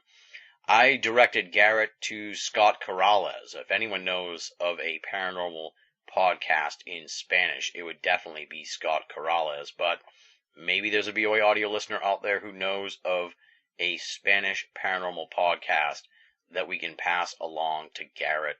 Kudos to you, Garrett, for taking the bull by the horns, learning Spanish, trying to understand a Spanish paranormal podcast. I think I would be completely in the dark on that, but it sounds like something that he would enjoy quite a bit. So anyone out there who knows of such a program, please pass it along to me, and we will get it into the hands of Garrett. That wraps up BOA audio listener feedback here for the week. Big thanks to Garrett, Vicky, and Jason for writing in. Unfortunately, I really didn't have any answers for any of those questions. I didn't realize until now how unhelpful this would be. But you got your emails on the show, and your stories are out there for people who may be able to help us out. If you would like to be a part of future installments of BOA audio listener feedback, here are the ways to do it. You can write to BOAaudio@hotmail.com, or head on over to the website binnallofamerica.com, BINNALL of America.com, and click the contact button, or join up at the official BOA forum, theusofe.com, theusofe.com. It is BOA's paranormal playground, lots of great discussion there on the paranormal as well as pop culture. And, of course, I am on Twitter and Facebook, so just punch in Binnall, BINNALL, then you'll find me on there. Feel free to follow me, befriend me, or poke me. I'd be happy to have you as part of our online circle of friends. And I guess I should plug one more thing, and that is the Binnall of America page on Facebook. I've been trying to really get behind that and post some new and interesting stuff on there. So if you've not liked Binnall of America on Facebook, just head on over to my profile. You'll see the linkage there right at the top. Click on that and then like Binnall of America on Facebook, and you'll have access to a whole bunch of cool insights about the program. Up next, it's time to thank the infamous and esteemed BOA staff: Leslie, Chiron, Regan Lee, Joe V, Tina Senna, Richard Thomas, Bruce Pretty, Tony Morrill, and our webmaster, Jeremy Boston. Since the last time you heard from me, we got a new piece up at the website from Leslie, and we got a whole bunch more in the pipeline, so stay tuned to Binnall of America for that. It's actually only been a short period of time since I posted the season premiere, so I don't have any updates on the revamp of Binnall of America, but we're hoping to get it at you before the summertime kicks off in earnest. So stay tuned to Binnall of America for great columns from the BOA staff, as well as really cool stuff from yours truly. We say it week in and week out here on the program. If you're not reading the columns at the website and you're only listening to BOA audio, then you're only getting half the story. BOA, make it a part of your everyday search for esoteric news and opinion. Up next, it is the time in the program where I ask all of the folks out there who have stuck through to the very end of the show to dig into your pockets and help us out by making a donation to the BOA franchise. Before I start my weekly begging here, I want to thank the amazing folks who made donations following the season premiere of Season 7. Truly humbling and awe-inspiring donations from a whole bunch of people. I'm not going to name names because many folks like to remain anonymous, but allow me to humbly thank you all. I was just blown away by your donations. Nonetheless, I would like to keep the program in the black here as we roll along in Season 7. You just heard a 2-hour-plus conversation with a guest coming at us all the way from Scotland. Believe me, my eyes bugged out when I got the phone bill for that episode, so we could always use more help. How do you help us out? That's simple. You can head on over to Binnall of America and click the PayPal button. That'll take you to PayPal. They'll walk you through the process. It's safe, secure, and simple. But if you don't trust the internet and you want to make a snail mail donation, that is quite simple to do as well, because we have got a BOA P.O. Box, and here is the address for that. Tim Binnall, P.O. Box 232, Pinehurst, Mass. 01866, and you spell Pinehurst Pinehurst, and the complete address can be found at Binnall of America right under the PayPal button. Of course, we do have two caveats here for folks sending stuff to the P.O. Box. First of all, if you are mailing a donation, please make it payable to Tim Binnall and not Binnall of America, since my bank will not cash those donations. And if you send us a correspondence to the P.O. Box, even if it is not a donation, maybe it's just a letter with your thoughts, please include some means for me to get back to you and continue our conversation, or thank you for the donation. As always, no donation is too small, and all donations go towards Binnall of America and BOA Audio to help keep the entire franchise up and running, freely available, and commercial-free for all of our great readers and listeners the world over. Next time on BOA Audio, we have got an absolute barn burner of an episode for you, my friends. we are welcoming back our old friend Jason Offutt for a lengthy discussion on the many odd and creepy stories that can be found at his blog, From the Shadows. I spent the afternoon just digging into From the Shadows and picking out some of the weirdest stuff I could find, and Jason shares these tales, and then we sort of dig into them, try and get behind what really is going on in these stories. I heard from somebody this past week who had listened to the first Jason Offutt episode, and they just said they were totally creeped out by the shadow people discussion. Well, this one here is 10 times wilder, my friends. We're going to be hearing stories about wicked priests, harlequin entities, gnome-like creatures, black-eyed kids and black-eyed people, a fae girl, time travelers, a haunted shopping mall, Gravity Hill, a man who allegedly dated an alien, and much, much more. Crazy stuff, wild stories, and as always, when we bring our good friend Jason Offutt back to the show, just a bunch of laughs and an overall jam session feeling. This is a program you're going to want to bring with you on a camping trip when you're sitting around the fire if you want to spook people out. Jason Offutt returns to BOA Audio for a thrilling conversation next time on BOA Audio. And on that note, we close the book on this installment of the program. Big thanks once again to Roland Watson for coming on the show. Thanks to Jason, Vicky, and Garrett for writing in for BOA Audio listener feedback. And, of course, enormous thanks to all you great folks out there, the hardcore BOA Audio listeners. I was just overwhelmed by your excitement and support of BOA Audio Season 7 when we kicked off last week. I hope that your patience has been paid off, not only with the season premiere, but also with this week's edition of the program and the many, many more mind-bending episodes we have lined up for you in the weeks and months to come. You folks are the fuel that drives the BOA machine. I would not be able to do this without your support and encouragement. So thank you for everything that you do. And, of course, thank you for making BOA Audio a part of your esoteric audio playlist. Until next time, this is Tim Banal, thanking you for listening and signing off.